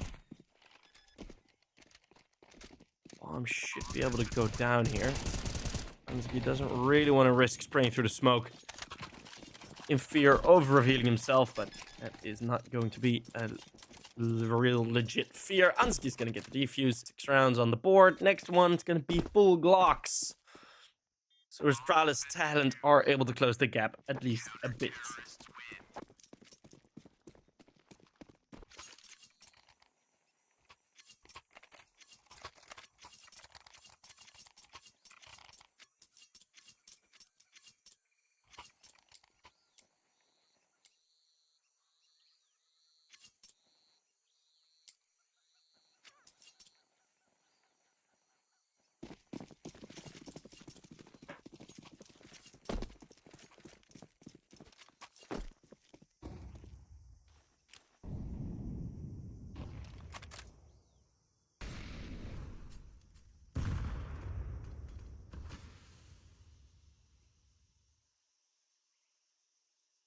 Okay, I did say it was going to be a full Glock round. I was severely wrong. Because with the bomb plant, Chimera see an opportunity to put the pressure on.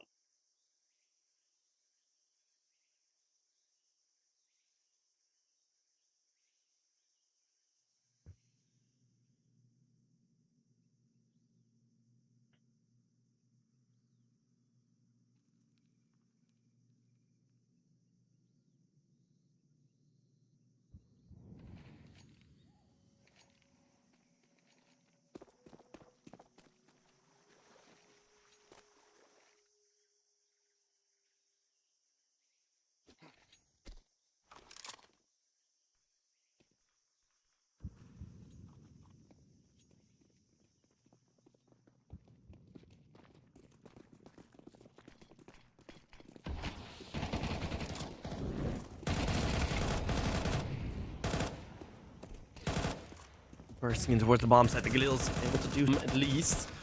The headshots, Shine Jest, they're all getting away from him. As he remains one of the first to enter and one of the last to remain alive. And with 15 seconds, he's forced to plant on this very bomb site. There is a smoke to cover for it. So he does get this down, and now there's an opportunity for him to play around these smokes. Haven't clocked his escape back in.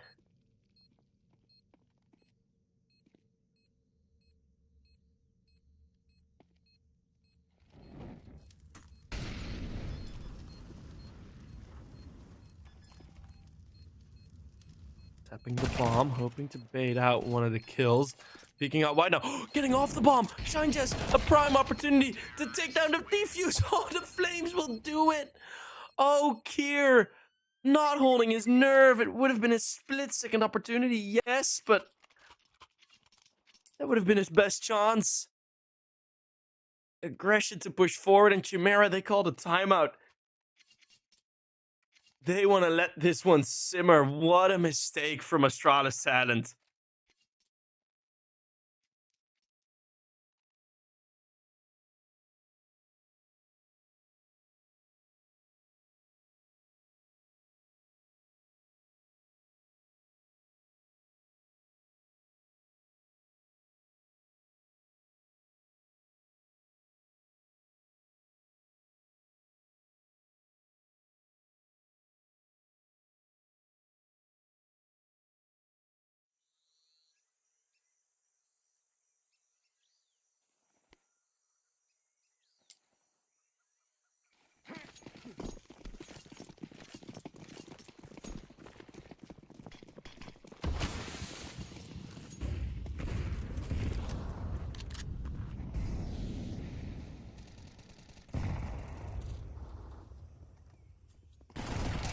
Here has not been great here on Ancient in terms of his fragging, and then in terms of That defuse is costing me even more now. Vilby and Blue-White both getting a dink.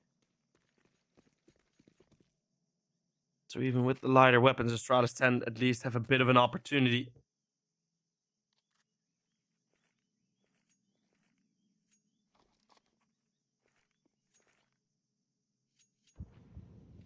To go for what they want to go for.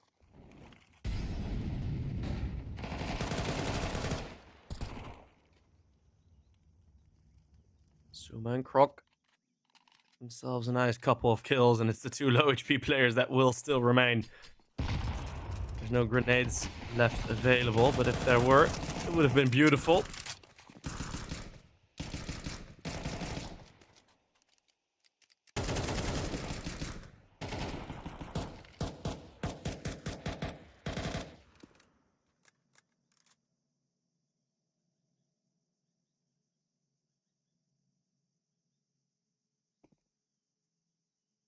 Only Blue-White left standing, and he's just going to wait this one out. It's going to be Astralis 10 at least fighting back. Counter-terrorists win.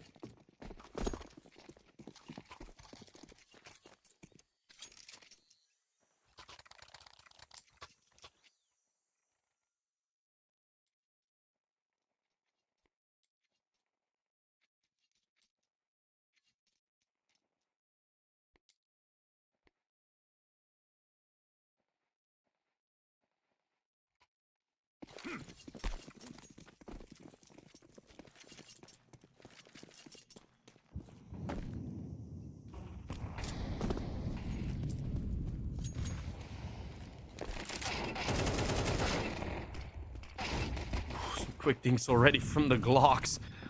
Also onto Kier. This is one of the best Glock round opportunities ever. Oh no. A Gilil and an Ake have been picked up already. You have nades. Use them wisely, Astralis 10. You cannot let another round like this slip away. Another HE picked up again towards default, but it's Xander with that picked up AK that is doing the damage. 2 versus 4 into the bomb site. The spray, the pre-fire's there. The nade misses. The nade is missed. It's Blue-White. A Shine Jazz that does go for the peak. Mikeus now still only with a Glock in hand, fighting Croc. Croc wins it just in time. And Astralis talent managed to have a sigh of relief to still be alive and kicking in this game. It is not going all too well for them.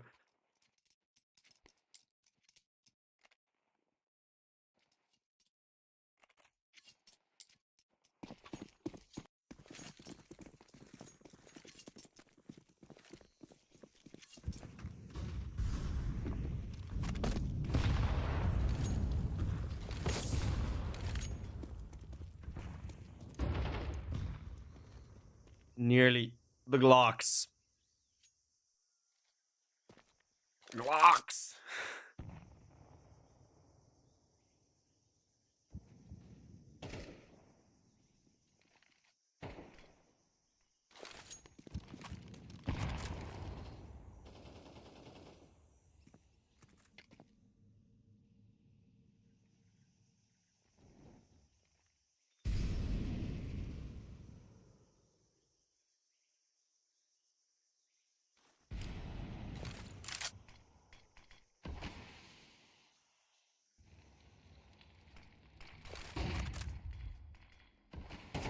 Smoke thrown in. Kier hoping to get some advantage out of that peak.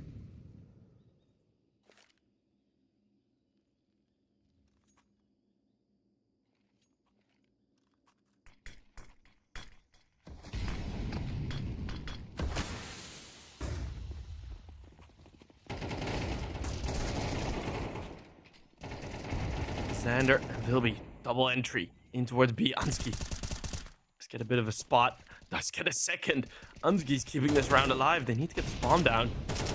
I'm gonna plan so that Ansky can't get any more kills through this smoke. It's Blue-White to find one. Zanto to chime in as well. 2v2. No more util. Single flashbang on Shine Jazz.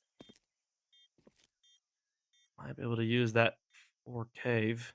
But Croc expects the wrong angle. Zanto now on his own. It's versus Blue-White. But Blue-White is already escaped.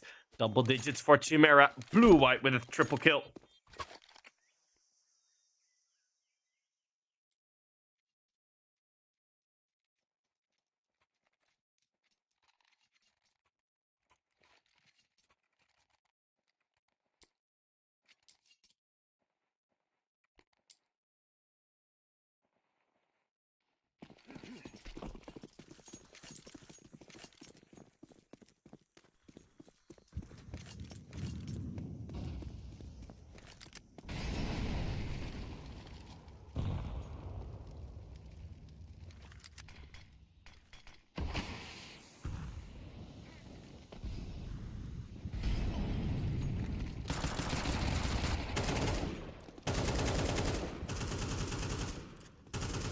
Vilby with the Mac 10, another opening.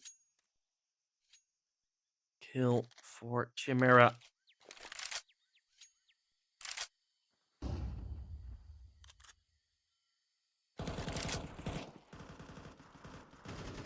Will that be enough? Shanjez, another kill into Zanto in this round. Looks to be slipping away from Astralis 10 as well. It's going to be 11-8. Money still not great. So if Astralis Talent, even with these lacking weapons, do manage to get some damage. I mean, save call might even be better here. I say that. The Mac 10s gets picked up.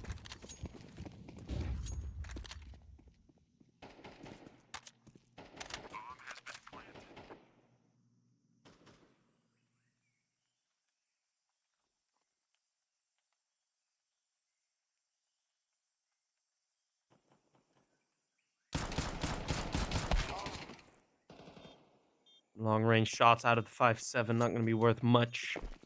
Mac 10 and M4 to be saved.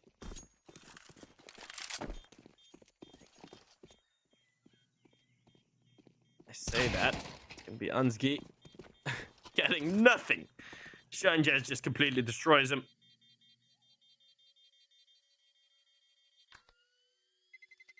Terrorists win.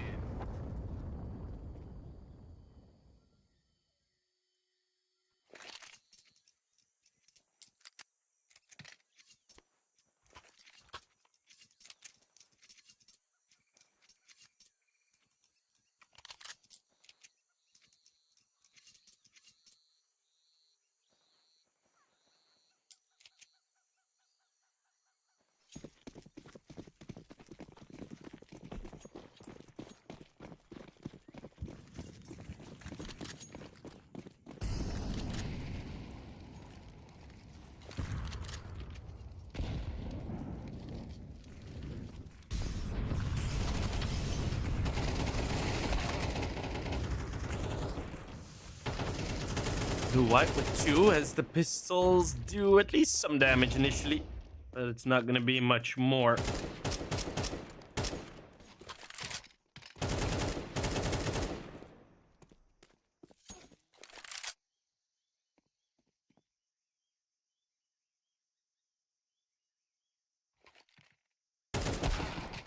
Suma will find at least one more kill. It's still going to be 3 kills.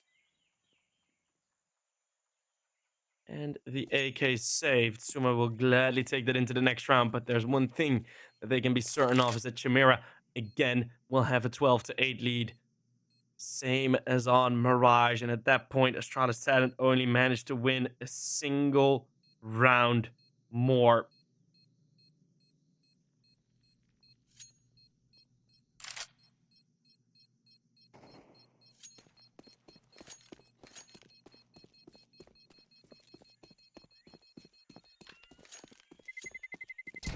Terrorists win.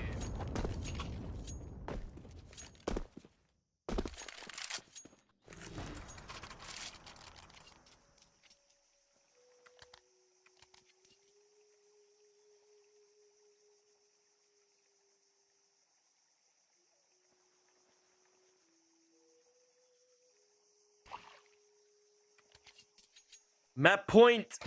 Upper bracket, final point for Chimera. They're looking to get another top 3 finish, maybe even another top 2. As of course, they will have to face. I think it was WOPA in that upper bracket final. It will be WOPA in that upper final. There's still so many more matches to be played. Gen 1 waiting for the loser of this match, and that might just be Astralis talent. They do have a one-man up situation for this round. But I don't know if that's going to be enough.